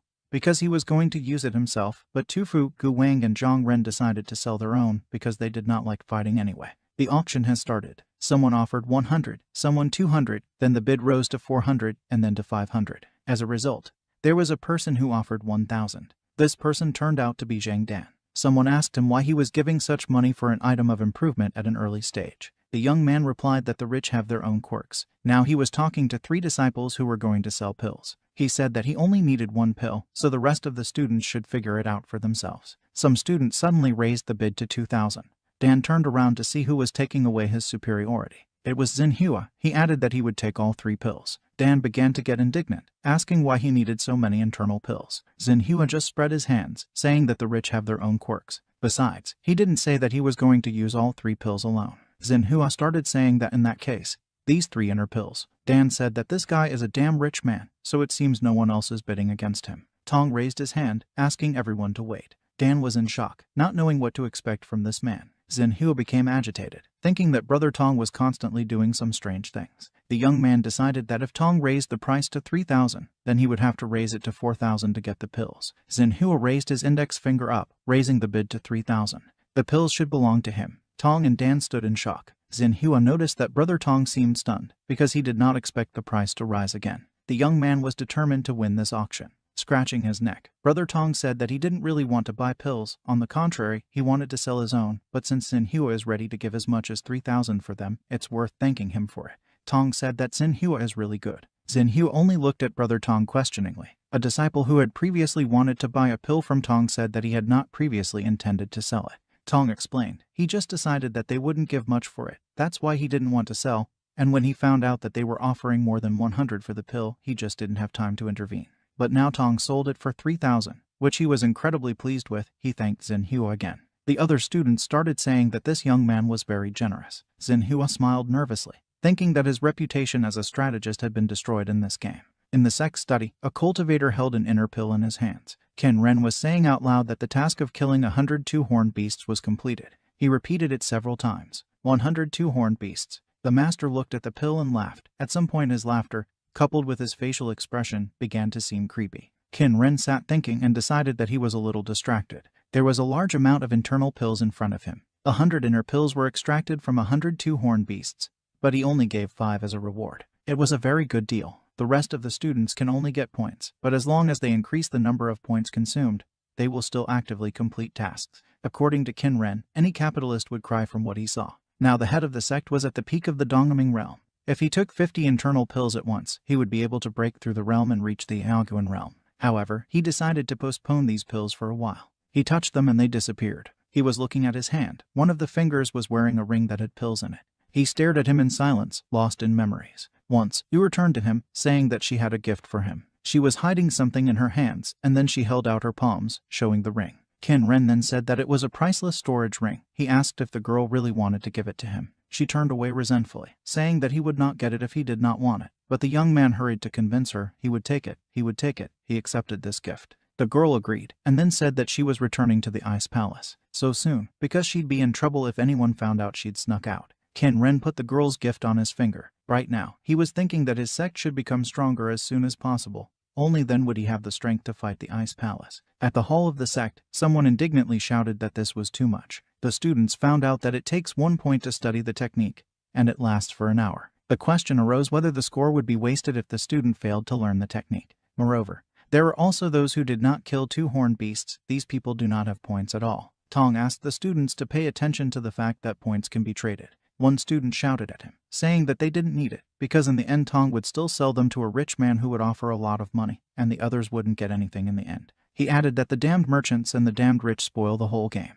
Xinhua, approaching Tong and putting his hand on his shoulder, said that he had already bought 5 points from him for 50 yuan, after which he planned to send them to those brothers in the group who do not have points. Everyone started praising Xinhua, the leader of the group and everyone's hero. Someone asked the students to pay attention to the fact that melee fighters should first learn the turtle shell technique. These words were heard. The students understood everything and took into account. Tong watched what was happening. Now so many people are going to the Hall of Technicians. Tong went into the technician's room and found himself alone in the room. Qin Ren probably optimized the system. Now Tong closed his eyes and was ready to start practicing. Glowing silhouettes appeared in front of him, standing in certain poses. It was a turtle shell technique. There was another student standing in front of the Hall of Technicians, who was choosing a technique for practice. He didn't want to study the protective technique of the turtle shell. He thought about the recovery technique, that it was some kind of healing skill. It didn't suit him either. The rapid movement technique seemed to him a good option, but he couldn't believe that it was worth as much as 5 points. Then followed the ice technique.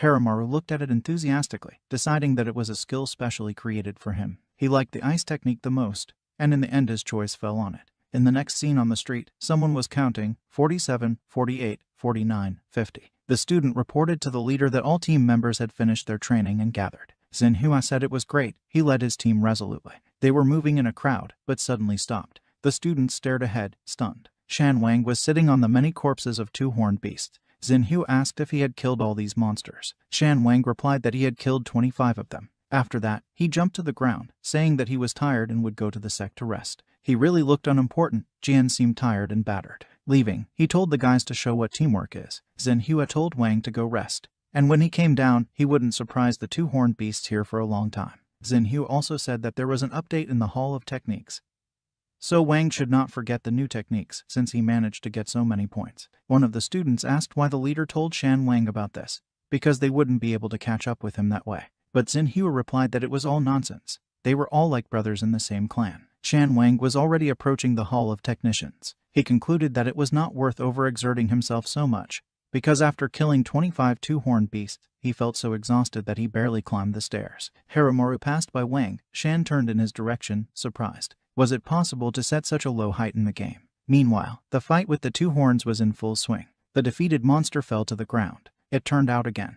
It was already the 5th beast killed by the Xinhua team. For this, the students thanked Xinhua, who advised them to study the turtle shell technique first, because it is much better to fight longer, rather than die in a few seconds. The leader was absolutely right. Now the team has started searching for other animals in the area. Xinhua thought that it seemed that the first step in the head's mission to control the surrounding resources had been completed. Another beast was found very quickly. Already standing near the beast, Xinhua wondered how this was possible. The monster was shrouded in ice from all sides. It definitely wasn't Shan Wang's work. Then who could have done it? Some student remembered that there was some kind of ice technique in the Hall of Technicians. It turns out there is another strong student. Xinhua was thinking that he didn't have many points, so for safety reasons he mastered the turtle shell technique. But it seems that other skills also seem to be quite useful. The intelligence group sent someone back. This student informed the leader that a mine had been found. Xinhua told everyone who received points to go back and study the ice technique. After forming a ranged group, the rest had to go with the leader to take a point with resources. It was very dark in the mine. Several people have already gone inside. One asked if they could enter the cave without waiting for word from the leader. Another replied that it did not matter, because the leader did not forbid entering the cave, and they were just conducting reconnaissance for the team. The three walked forward, further and further. They would not see anything at all if they continued to move deeper. The player who was ahead of everyone said that there was nothing to be afraid of, because this is a great opportunity to achieve success, so they should be bolder. The two stood and looked at the friend's back. He disappeared into the darkness, after which a loud scream was heard. Two guys in a panic started asking what happened. Gods and sorcerers live in the lands of Ashur. The interaction of technology and magic is further advancing the development of the continent. However, 1,000 years ago, wonderful demons appeared and destroyed the harmony of the continent. The war between demons and wizards quickly grew. Only centuries later, the ambassadors of God with the help of magical elements sealed the unearthly beings. After millennia, the seal has visibly weakened and a new catastrophe is looming. The darkness returns. The gods of the elements who saved the world, namely, the god of the elements of the sea, the god of the elements of nature, the god of the elements of the sky, the god of the elements of the earth, the god of the elements of fire, the god of the elements of the hurricane, and the god of the elements of thunder have long fallen. Hylo Wind became the successor of the god of the elements of the sea. In order to investigate the weakening of the seal, he hides his god power and introduces himself as a new student of the Asgar Academy. But he is not alone in this war. He is also assisted by a ghost girl named Shields. It was already the middle of the night outside. The academy building was illuminated by a full moon. The main character was looking for a book in the academy library. One by one, he threw aside the books that did not fit him. The guy still couldn't find what he needed and it really annoyed him. And in the end, he finally found that very book. But it turned out to be sealed by magic. An unusual magic, but first class. The guy decided that he would try to remove the seal. With the help of his sea element magic, he tried to remove the seal using the sea seal and ordered it to dissipate. At first he thought that he had failed, but then the seal began to dissipate. Suddenly the guy saw a drawing on the book and was very surprised. He could not understand how this book appeared in school. At that moment Shields appeared next to him. She really scared the guy, so much so that he dropped all the books from his hands and screamed. Hylo asked the girl not to appear so unexpectedly anymore. She told him he was too slow. The guy asked the girl if she should also lower the wind outside. The girl replied that the guy was standing still all the time and she was tired of waiting. Hylo apologized and smiled. The girl said she would give him another 10 minutes and that the guy needed to hurry up. Hylo looked again at the book that had fallen out of his hands. Suddenly, a black fog appeared in the room. At that moment, a huge snake was approaching the guy, but he did not see it, as he was busy studying a book. The guy bent down to the fog and began to study it. He touched it and noted to himself that the fog was quite viscous. At the last moment, when the snake was almost attacking the guy, he turned around and noticed it. Hylo assumed that the beast was attracted by that very book. At that moment, a girl appeared in the room again. She could not understand what had happened and assumed that black magic was involved here. The girl became worried about Hylo and moved to him. Suddenly, someone started heading to the library. At that moment, the guy was standing in front of the snake. He suggested that the snake is the black magic that is sealed in that book, namely the magic of illusions. The snake attacked the guy, but he repelled its attack by using his magic of the oceans. Thus, the snake, instead of biting the guy, bit the ball out of the water. After the guy realized that the snake can cause physical damage, he realized that this is not the magic of illusions,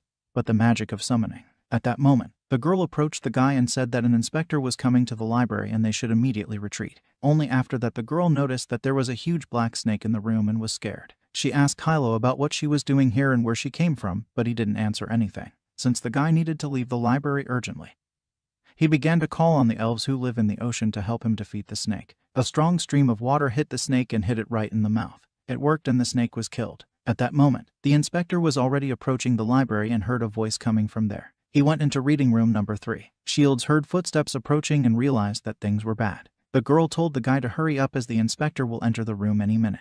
The guy realized that it was bad and with the help of his sea magic quickly got out of the library. At that moment, the inspector entered the room and began to talk about the fact that visiting the library late at night should be reported in advance. However, when he entered the room, he saw no one in it and nothing but a mess. The inspector could not understand how it all happened and why there was no one in the room. Once the land of Ashur was clean, the walking people lived together with the sorcerer gods. The intersection of technology and magic was supposed to lead to the development of civilization. However, thousands of years ago, a demon clan suddenly attacked the lands of Ashur. This caused a war between demons and sorcerers. Many powerful sorcerers and high-level spirits have united in order to resist the demons. and although the army of demons was restrained from spreading, the battle did not come to a standstill and the 100 Years' War began, until the first magic academy of the country Asgard was founded. The academy combined all the defenses of the country and finally sealed the demons. This information was told by the teacher in class, while Hilo fell asleep. The teachers were angered by this and he created the illusion of a snake attacking Hilo. Because of this, Hilo woke up. The teacher told the guy that if he was so smart, he could tell the whole class about the first big event at the academy after its foundation. The teacher was angry that Hilo had fallen asleep on the magic story and asked him if he really thought it was some kind of lullaby. The teacher had a fight and said that if the guy wants to sleep, then let him come out and do it in the corridor. Hilo rubbed his eyes and thought that people who do all their chores in the middle of the night don't need a lullaby to fall asleep.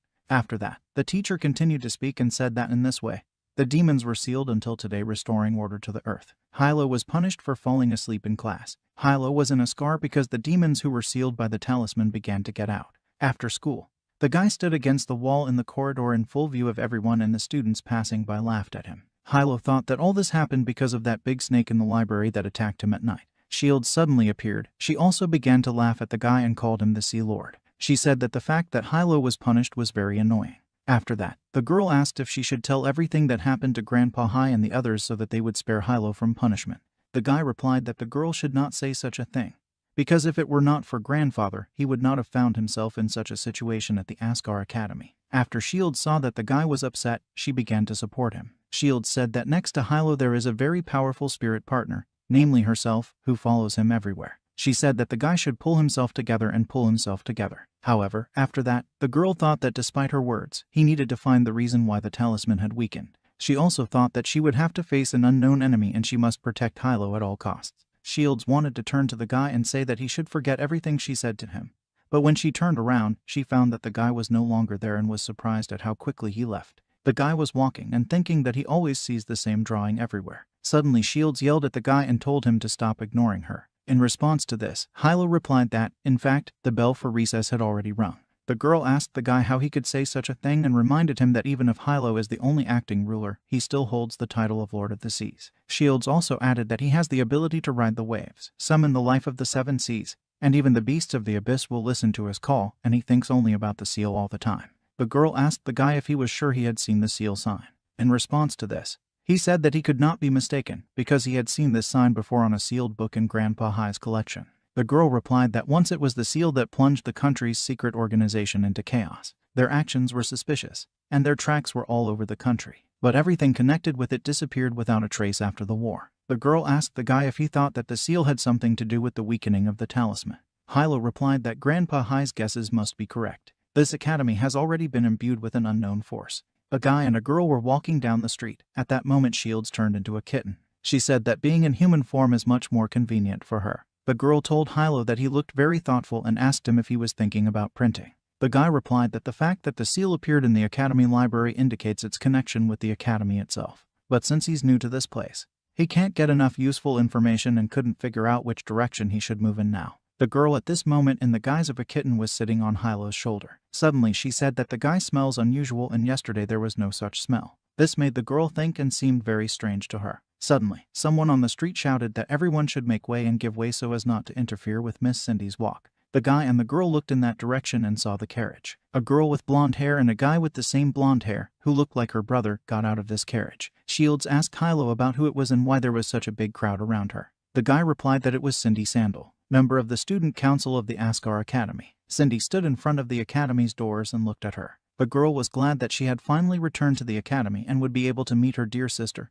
who was probably very tired of waiting for her. Cindy literally dreamed of meeting her little sister and was very glad that she had finally arrived. After that, the girl announced the first report for the director of the academy on the results of the inspection of their branches. After that, the girl thought that, apparently, this old man again leaked unnecessary information. This almost led to the failure of the mission. She would have to punish him later. The girl also thought that if it wasn't for her precious sister, she would have already skinned him and fed him to the beasts. Suddenly, the girl felt some kind of smell. She went into the crowd, to the place where the smell came from. At this time, Shields was sitting on the guy's shoulder and asked him if he should get closer to the vice president of the student council. She said the guy could fake an identity. Hilo said that the members of the student council are constantly in public, and Grandpa Hai told them to keep their heads down, since they violated the border treaty in a sense. After the Great Demon War, Every spirit and god was forced to sign a treaty called the Boundary Treaty, which forbade them to leave their historical lands, and Hilo, the man who became a god, accidentally breached this system. At that moment, Cindy was making her way through the crowd to reach Hilo in shields. The girl called the guy, came closer to him and started sniffing him. The girl asked the guy if he was a newcomer to this academy. The guy answered positively. After that, the girl told him to go with her to the meeting room.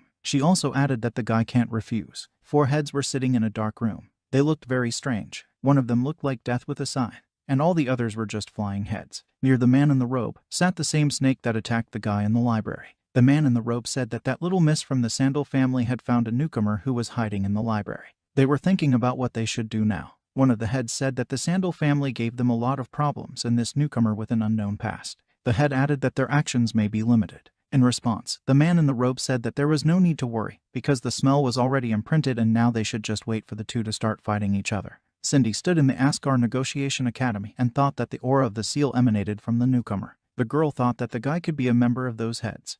But now she can only find out that he also came into contact with the seal. Suddenly the girl thought that the guy is an agent of those people. 3 days earlier, an explosion occurred in the city. Cindy Sandal was chasing 2 people in robes and masks. These people were floating in the air. They left behind a route. They asked her if their little trip had disturbed the lady. In response, the girl attacked the men with her golden chains with lightning bolts. However, in response, they used black magic and fought off her attacks. They thought that Mrs. Sandal rarely honors them with her presence, but they cannot continue the action since they need to leave. The girl shouted in response that the man did not do this and ordered her assistant Victor to deal with the man. After that, the man said goodbye and disappeared. Cindy's assistant apologized to her for not being able to keep people. In response to this, the girl said that at least they did not let them get their way and first they need to return to the academy. A month has passed since the departure of those people in robes, and the seal has already penetrated some students. The girl asked Hilo about his purpose of arriving at the Aster Academy. The guy was afraid that his essence was revealed, but he was not going to give up. He replied that of course he came to the academy in order to practice his magic,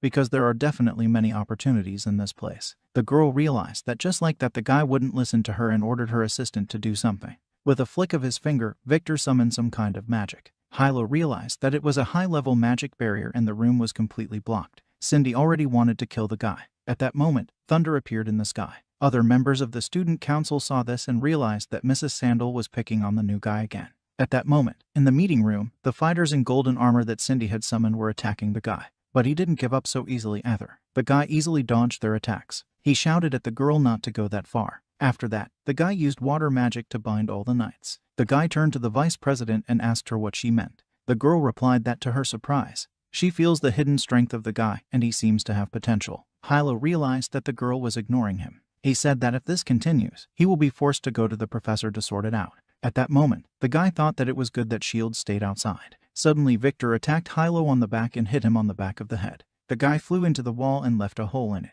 Cindy stood and analyzed the battle. She thought about the fact that the guy was able to instantly create a magical barrier and even managed to evade fatal injuries. After that, Hilo returned to the room. He stood up and wiped the blood from his face. The guy looked at his hands covered in blood and realized that his water barrier could cause damage. Hilo didn't know what to do.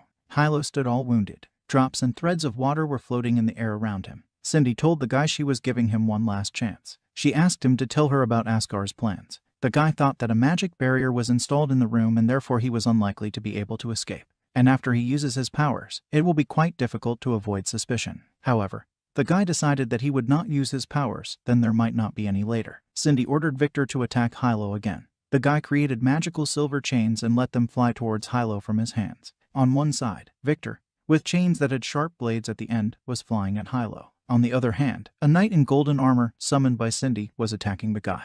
Hilo could not stand it and made the removal of the seal. A kind of water sword appeared in his hand. He wounded a knight and put a mark of envy on him, Leviathan. After that, the knight melted. In the next second, Hilo was behind Victor. The guy was scared, but managed to release his chains in time. Hilo's water blade got stuck in Victor's chains.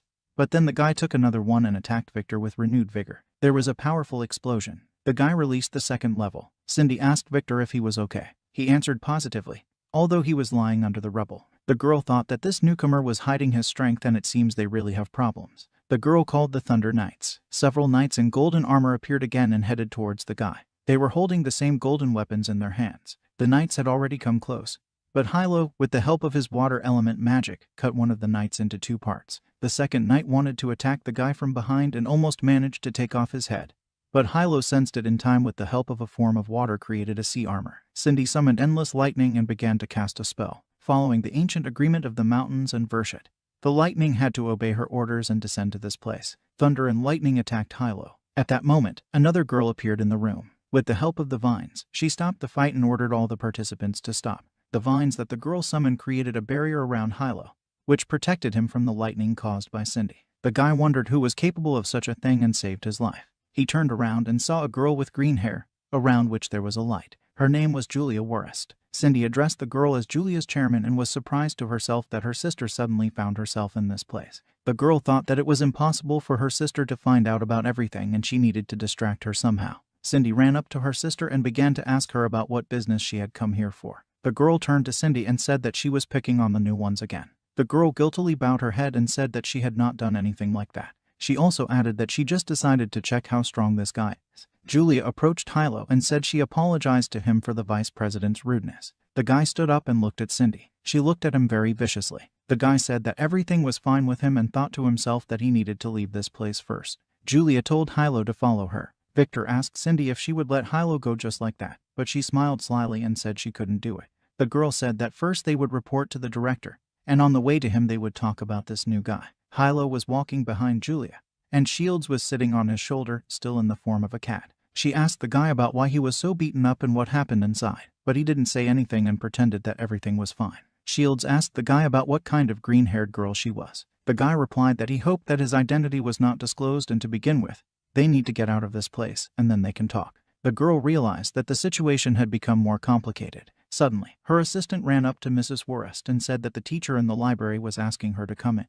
After hearing the girl's name, the guy remembered that once the old man gave him a pendant and said that if Hilo met a girl from the Worrest family, he should give it to her, as it could help Hilo. Julia turned to Hilo. She apologized for the recent incident and said she would keep an eye on Cindy from now on. She added that she still has things to do and therefore she declines first. The guy called out to the girl and stopped her. He took out a pendant from his pocket and showed it to the girl. He asked her if she was familiar with this pendant. The girl looked at him in surprise. She thought that this pendant was a family heirloom and did not understand how it ended up in Hilo's hands. The girl asked the guy about his name. He introduced himself. The girl said she wanted to take a little time away from the guy. As she walked down the hallway, Shields noticed that all students, regardless of their status, loved Chair Julia Worrest. Hilo said that both girls are from noble families, but Julia is very different from Cindy. Shields became even more interested in what had happened in the meeting room. Hilo said that they had previously checked the student lists in the library, but they found nothing about Julia Worrest. In other words, maybe Hilo read her name as Julia Worrest and already thought that his grandfather had given him the wrong information.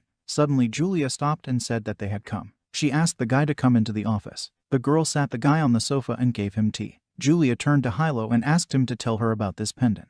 She asked the guy about where he got it from. The guy thought that his grandfather was a sea lord, but his interaction with people on the mainland is a violation of the border agreement and Hilo needs to somehow keep it all a secret. The guy said that the elder gave him this pendant. The girl was surprised. Hilo was also surprised that this was all the girl answered. The guy said that the elder told him that he should show this pendant in case he needed Mrs. Worrest's help. The girl said that this is a special symbol of the Worrest family, which was given to several people. She also added that the owner can use the pendant to ask them for help. Shields was surprised that this pendant was given to only a few people and thought that it seemed to her that Julia was hiding something. The guy replied that he needed access to archival documents of the Academy of all levels of secrecy, and she, as the chairman of the student council, could provide it.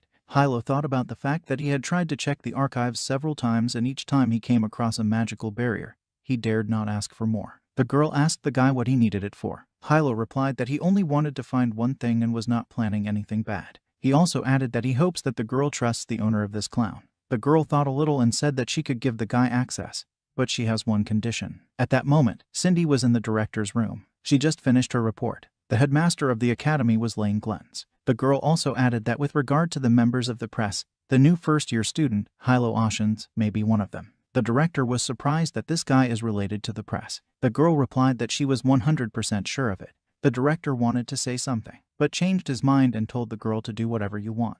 When the girl was about to leave the office, she said that she would continue to harass the members of the press and hoped that the director would remember their deal, which concerns the whereabouts of the traitors of the Worrest family. The girl asked the director to pay more attention to this. After the girl left the office, Victor asked her about why they finished so quickly. The girl did not answer this question, but said that the director's attitude to the newcomer was strange. However, the girl decided to change the subject and asked Victor to call Leo in sick. At this moment, the director was thinking about why the Sandal family girl should bear the hatred of the previous generation. At that moment, some dark matter appeared in the office. This one turned out to be one of the heads. The director asked her if they had prepared everything for the child. The answer was positive. Then the director told them to continue following the plan.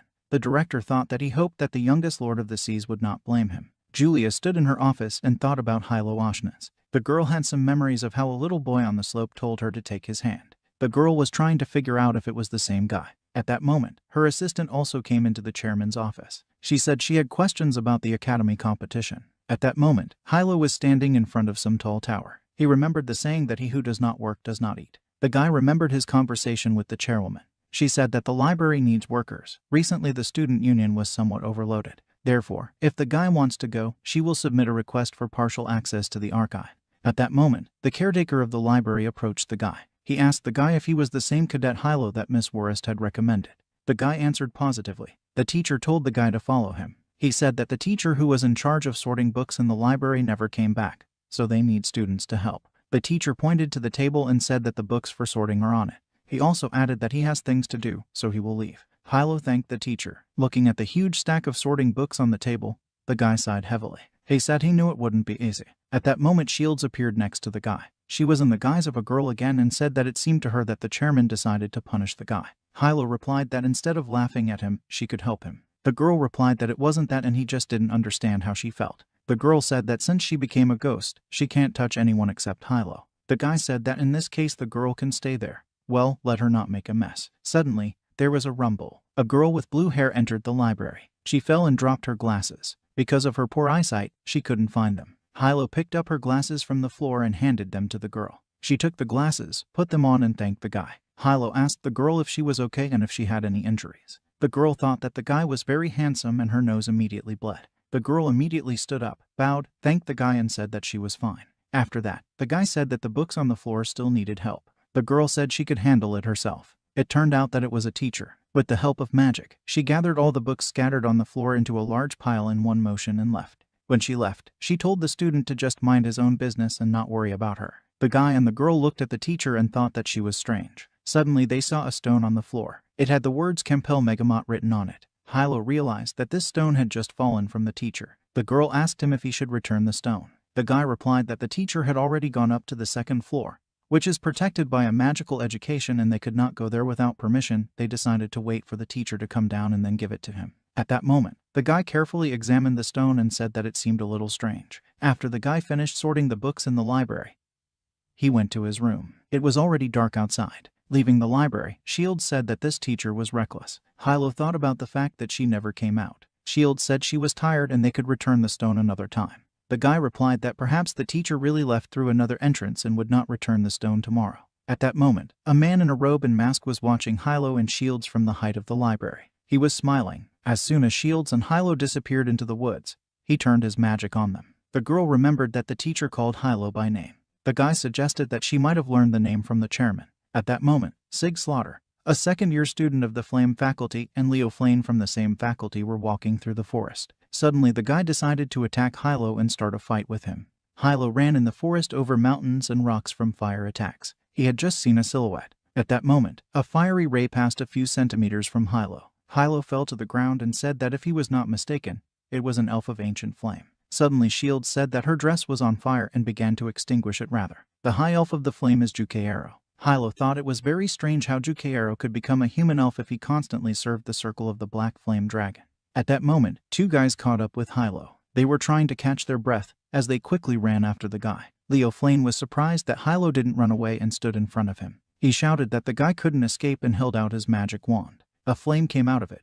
Hilo and Shields hid and dodged the attack. At that moment, the guy noticed that the fire ray was gone. And then it turned out that the beam did not disappear. It appeared again from under the ground, very close to the place where the guy was standing. Hilo thought that from the very beginning the attack was from underground and he was carried away. Leo was upset and clicked because Hilo noticed his attack from under the ground. At that moment, Shields thought that Leo should have fired on the ground because it was dangerous and not funny. The girl begged Hilo to let her teach this guy a lesson. In response, the guy said that this type is restless and the girl should find a place to hide. The guy thought that he hoped that trouble would pass him by, but apparently he still has to fight. At that moment, Shields hugged the guy and said she wouldn't leave. They started arguing because the girl didn't want to leave Hilo alone, and he was afraid for Shields and told her to leave and hide, as it was too dangerous in this place. Shields said she didn't want the guy to get hurt again and persuaded him to help him. The guys who attacked Hilo did not see the girl, because she was a ghost, and thought that the guy was talking to the air. Leo ordered his subordinate Sig to stand aside, to which the guy replied that he would fulfill his request, but asked his master to be careful. The man called Hilo a plebeian and said that he was imposing on trouble. After that, the guy attacked Hilo with Jukiero's fire magic. Hilo thought that he did not really want to harm the ancient elves, but it was too late and he would have to fight. Hilo began to use his water magic to repel the attack. Suddenly there was an explosion. At that moment, Cindy and Victor were in the woods nearby and watched the explosions. Victor said that, apparently, everything has already begun.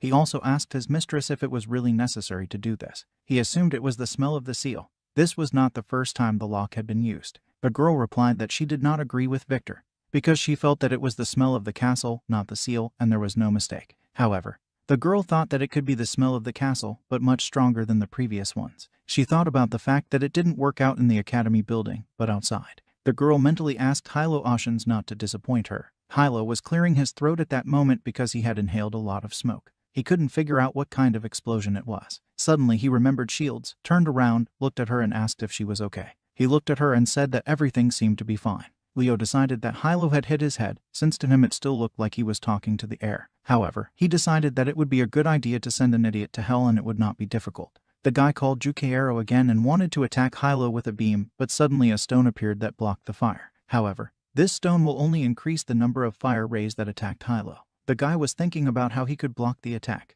while Leo did not understand what kind of stone it was. Suddenly, a huge boulder fell to the ground, which raised a huge cloud of smoke and dust. The guy realized that in front of him was the same man in a robe, that is, the castle. Hilo and Shields were at the Little Ascar Theater the next day. The girl asked the guy about what kind of ancient elf he was and added that she had never seen him. The guy replied that it was Jukiero and he only knows about him what was written in Grandfather High's notes. Jukiero is a high flame elf, born of an ancient flame near the crater of a volcano, feeds on lava, aggressive by nature, collects fire through the upper hole and releases a fire beam at the enemy. When the clan was defeated for territory, they began to serve the black dragon flame as payment. 3 magic circles prove about the enslavement contract. The girl asked about where, in this case, the ancient flame is located and how it differs from the ancient sea in which Hilo and Shields lie. The guy replied that he should be in the southwest of the mainland and told about the difference. After that, the girl asked about who the black flame dragon elf was and which one of them was better than their family Leviathan. After that, the girl asked why he, the Lord of the Sea, was being hunted. I asked him if he felt weak because he was still a human being. The castles were sitting at their table and discussing. One of them said that Cindy Sandal's people had already met Hilo Oshnas. He also said that killing people and setting up the boy would distract her attention for a while. Another replied that the water is a little muddy, and it's always easier for them to get that item. He also added that it seems they are one step closer to exposing God, but this time it seems to him that it is impossible to count on success. At that moment, the chief of them spoke up. He told the others not to worry, because this time one of the top 7 was sent. It was a manipulator from the world of deception called the Sixth Doll. During the fight between Hilo and Leo, one of the black-robed men appeared between them. It was the same mask that had watched Hilo and Shields leave the library. The guy felt that he smelled black magic. Leo shouted at the man in the robe and asked him about where he came from and whether he had come to save this kid Hilo. The man was silent and looked at Hilo. Suddenly Leo thought that it could be a person from the same new organization, which, according to Mrs. Cindy, could be an accomplice of the freshman Hilo. According to the plan, we need to retreat and wait for the arrival of Mrs. Cindy, but the guy decided that he alone would be enough. He summoned the Jukiero elf again and directed fire at the man in black. However, he immediately put his hand forward and created a stream of water. Their streams of fire and water met and began to resist each other. After a while there was an explosion. Hilo noted that, as then, the fire exploded upon contact with water. Suddenly, the man in black spoke. He said that the water obtained by magic does not boil even with very strong heating. If you add a little dust to the fire, an explosion will form. The man in black realized that Leo combines the magic of fire and earth and noted that it was very clever. Hilo was surprised that his opponent was using combined magic, but he didn't know what it was since he was sleeping in class. At that moment, the man in black created a sickle with the help of black magic, outlined a circle with it and cut Leo into 2 parts in the stomach area. He said he was sorry Leo wasn't attentive enough. The guy didn't immediately realize what had just happened. How did the man in black suddenly get so close and why didn't Jukiero stop him? Leo screamed with a heart-rending scream. At that moment, his subordinate was standing behind the tree, and because of the fog, he could not see anything except that his young master seemed unable to move. Suddenly he heard someone's words and asked if they were telling him the truth,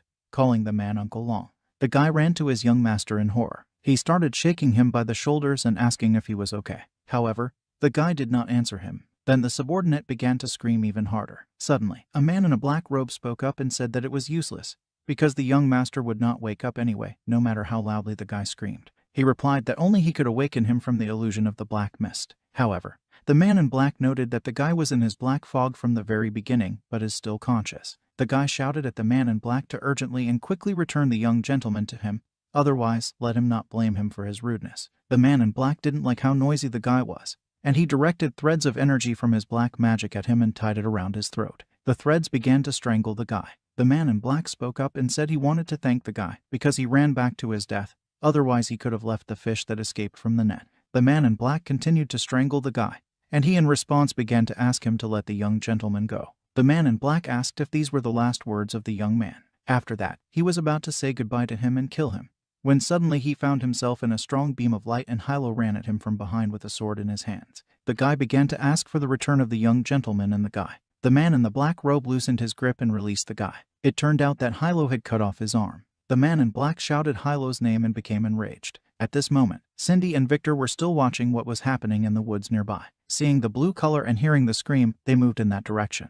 The girl thought that Leo should have retreated, as she told him, but the girl had a bad feeling. The girl mentally asked Zig and Hilo not to create unnecessary trouble for her. The man in black turned to Hilo and praised him, because he not only managed to pass through the illusion of the black fog, but also took advantage of the moment and wounded him. He said that Hilo is really annoying and according to their plan, they should have kept him alive for a while, but apparently if you let Hilo go, it will lead to even more problems. So the man in the robe decided that he himself would make the decision to get rid of Hilo. While he was saying these words, the severed arm returned to its place and was sewn to the body. All this happened with the help of black magic. Hilo saw the pattern on the mask of the man in black and remembered the book in the library. Hilo turned to the man and asked him if he was a castle. The man in black was surprised that Hilo knew about them, because the existence of the castle is considered a mainland secret. He realized that Hilo has great power and knows about the existence of the castle, and signed up for the commoners. Now the man in the robe was even more interested in where Hilo came from. After that, Chelicek said that all this could be postponed and now his question is different. Leo and Sig clearly wanted to hurt Hilo, so why is he protecting them? In response to this, the guy said that it was not the case of the man in black. Hilo thought that, after all, these two were most likely related to the ancient flame. Sig was dragging Leo's body away from the battlefield at that time. He was thinking about what happened to Hilo. He had just finished the offensive and was about to contact when he suddenly appeared. Sig wondered if Hilo and the man in black were really at the same time and if the information Cindy Sandal had provided was wrong. On the same day, earlier, the girl called Leo and Sig to her. She told them that Dio would only need to lure out Hilo's accomplice and then immediately retreat. He didn't understand why Cindy asked him to do such a simple thing, because she could find someone else for this role. Nevertheless, Leo agreed and left the room with Sig. The girl stopped Sig and said she wanted to ask him something. Cindy asked the guy to let her talk to the one sitting inside him. It was the black fire dragon Reikino. At that moment, judging by the guy's red eyes, the dragon came out. He was thinking that according to Cindy Sandal's contract, he should only protect the guys, and then wait for her arrival. But for some reason, the dragon had a familiar feeling at the sight of Hilo Oshnas. At that moment, the man in the black robe said that Hilo answered him very rudely. Hilo said he would like to know why the man in black is chasing Leo and Zig and why the castle is sneaking into the academy. In response to this, the man in black said that he would tell Hilo a little only if he could survive. After that, he directed threads of black magic at Hilo, but the guy was able to dodge and block the attack. Hilo realized that these black threads could immediately predict his attacks. But this is not magic that is able to predict, since they clearly cannot predict Hilo's landing.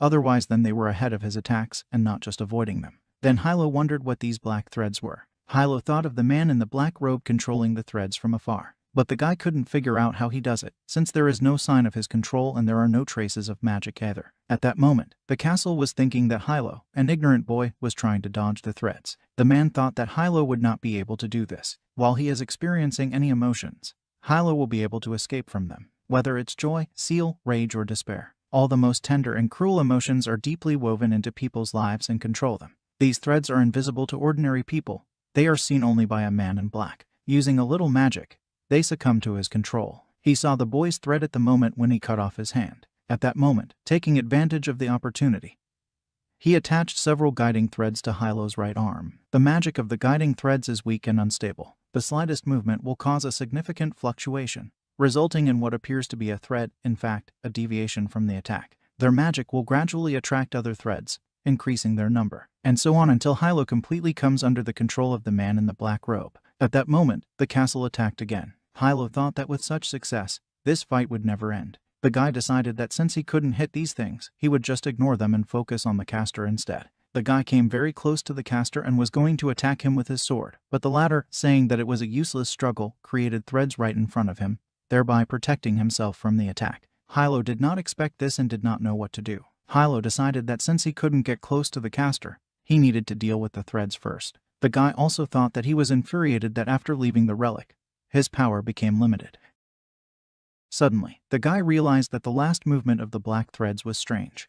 The threads suddenly bent at the exact moment when the guy dodged the attack with his hand. Hilo thought that perhaps the threads were repeating the movements of his hand, or to be more precise, his right hand. Suddenly, Hilo blocked another attack by the man in black. He was surprised that the kid could do such a thing, but his attack still hadn't stopped. Hilo realized that he had no choice and could risk using his left hand instead of his right. At that moment, the guy cut the threads with a slice and the man in the black robe realized that Hilo guessed his tactics and told the guy that he was right. But it would be a mistake on Hilo's part to forget about the caster himself, who at that moment got very close. He had already raised his scythe and was ready to strike, when suddenly Cindy appeared. She flew straight into the man's face, kicking him and crushing the mask. She landed and said it was her cue. She shouted at the man, saying that she had been looking for him for a very long time. The man couldn't understand what Cindy Sandal was doing here. The girl turned to the man in the black robe, calling him the sixth puppet, and said that they had not seen each other for a long time and she did not expect to find him in such a place. She said she still remembers his debt for stealing the secrets of the sea last time. Hearing this, Hilo was surprised and couldn't figure out how Cindy knew about this. The secret of the sea is a seal that is used to suppress demons. Hilo now realized that he couldn't find her in the library, as she had already been taken away. The girl turned to Hilo, calling him Hyming Oceanus, and said that Sig had already told her about what had happened and thanked the guy for the help he had given her friend when he needed her. However, the girl added that until she is completely confident in the guy, she will be afraid of him. However, she added that the sixth puppet is now the most dangerous, and also one of the most problematic. At this time, Shields was calmly lying on a branch of a tree and sleeping. She was holding that very stone in her hands and it suddenly began to glow. The last time an alien demon was suppressed was hundreds of years ago. It cannot be completely destroyed. However, it was possible to seal it with the help of 7 sacred artifacts filled with the power of the gods. The 7 gods kept these 7 artifacts, but with the passage of time and the change of gods, the seal gradually disappeared. And more recently, news began to spread in Asgard among other memorable places. Even the previous generation of the god of the seas felt that the seal restraining demons had weakened. Hilo is here to confirm the disappearance of the seal and the location of the sealed object. During her stay, Shields several times sympathized with an abnormal magical wave near the library. Hilo and Shields went on a search but returned with nothing. From the previous dialogue, Hilo was able to conclude that the sealed object, the secret of the sea, was carried away by the 6th doll. If Hilo can defeat the doll, but cannot recover the secret of the sea, then at least they will determine its location with Hilo's current strength. At this moment, the 6th doll attacked with a murderous explosion, using its puppet technique. Cindy warned the guy about the attack, but he noticed it too late and realized that it would not be possible to escape. At that moment, the girl stood between the attack and Hilo and created a shield that repelled the attack of the 6th doll. The girl turned to the guy and told him to listen to her carefully, since she speaks once. She said that even if they joined forces, it would be very difficult to defeat the 6th doll, so they had to find another way. The girl asked the guy if he saw the black and blue stone that fell with the doll. She said it's a limit stone that creates its own enchantment area. In the Asgard Academy, the entire territory is surrounded by a powerful barrier that the director has put up. This very barrier is one of the methods of external protection. Direct witchcraft is the magic of the ocean, thunder, earth, hurricane, fire, as well as forest magic. Due to the simultaneous use of magic barriers, direct magic will be suppressed. The Stone of the Limit is able to overcome magical barriers to forcibly open borders with attributes. In the doll dimension, the chances of Hilo and Sydney winning are 0. The Stone of the Limit must be destroyed. And then, with the help of the magic of the director, it must be suppressed. Hilo decided that the girl was asking the guy to destroy the stone, but she said she would do it herself, since she has more experience in destroying these stones. The girl said that Hilo would take over the doll's attacks. The guy thought that Cindy was offering him cooperation and decided that he could think about it.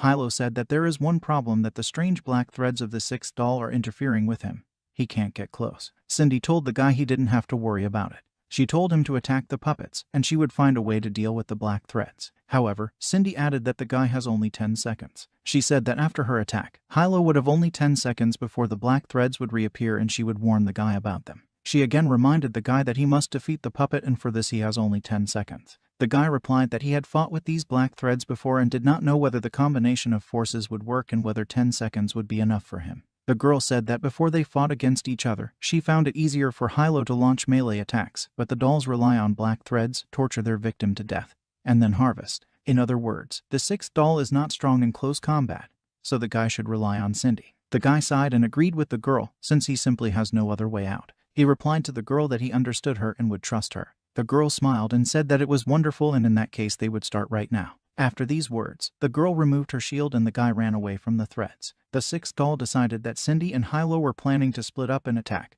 but it was in vain because a moment before Cindy Sandal arrived, he imposed a guidance line. At that moment, the threads attacked Hilo again in huge numbers. Cindy called out to Victor and Shige. They heard her and activated the thunder barrier and the fire barrier. Shige realized that they couldn't wait too long. After that, a magical barrier of fire and thunder was created. The sixth doll realized what it was and decided that they wanted to restrict his movements, but it seemed to him that there must be something else. At this moment, the threads shifted from the trajectory of the attack on Hilo and the guy began to think about how the girl did it. The main problem in eliminating the puppet is invisible magic threads. Although the threads are weak, it is extremely difficult to completely get rid of them. The girl thought that at the moment there are no conditions for their destruction, but you can try something else. When a huge barrier is formed, a huge wave of magical power will rush in. Two elements simultaneously confront each other. Two ceilings of magical power merge, trying to destroy each other, and along the way they will touch these threads and get to other places. However, in just 10 seconds, the magic power will return to stability, the magic lines will reconnect, so they all have only one attempt. Suddenly, the pole doll discovered that Cindy Sandal's target is the limit stone. He said he wouldn't let them succeed and it was over. At that moment Leo woke up and let his fiery chaos into the puppet. The sixth doll clicked to the fact that I was using a random stream on him again. In response, Leo said that the sixth doll should not underestimate the young master and called his opponent a broken doll. The girl praised Leo and summoned the Thunder Universe. A huge lightning strike hit the stone directly and shattered it into small pieces. The sixth doll froze for a second and could not understand what kind of fluctuations he was feeling. It turned out that it was the director, who was sitting in his office and restoring the territory. The girl shouted to Hilo that his exit was now. The guy turned to the souls living in the ocean, who had awakened from the cracks in the abyss and ordered them to appear before him in the name of the sea god.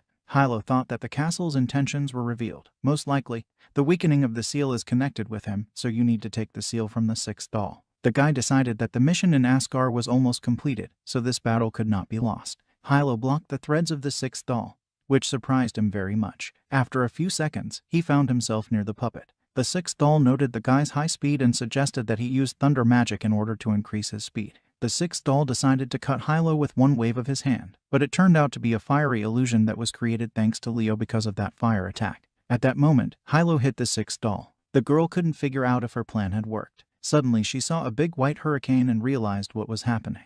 Hilo stood in front of the sixth puppet and their forces, touching, fought with each other. The guy was thinking that the stone of the limit was destroyed, and the magic of the director was supposed to suppress the sixth doll. Hilo didn't understand where he got so much powerful strength from. The puppet spoke to Hilo Ashansu and said that it was commendable that he had learned such a thing. He also said that the plan for unification, of course, is very good, but unfortunately it turned out to be too soft. The sixth doll asked Hilo if he really thought there was only one limit stone here. The guy was horrified. The sixth doll added that his mask was also made of him and told Hilo to look around.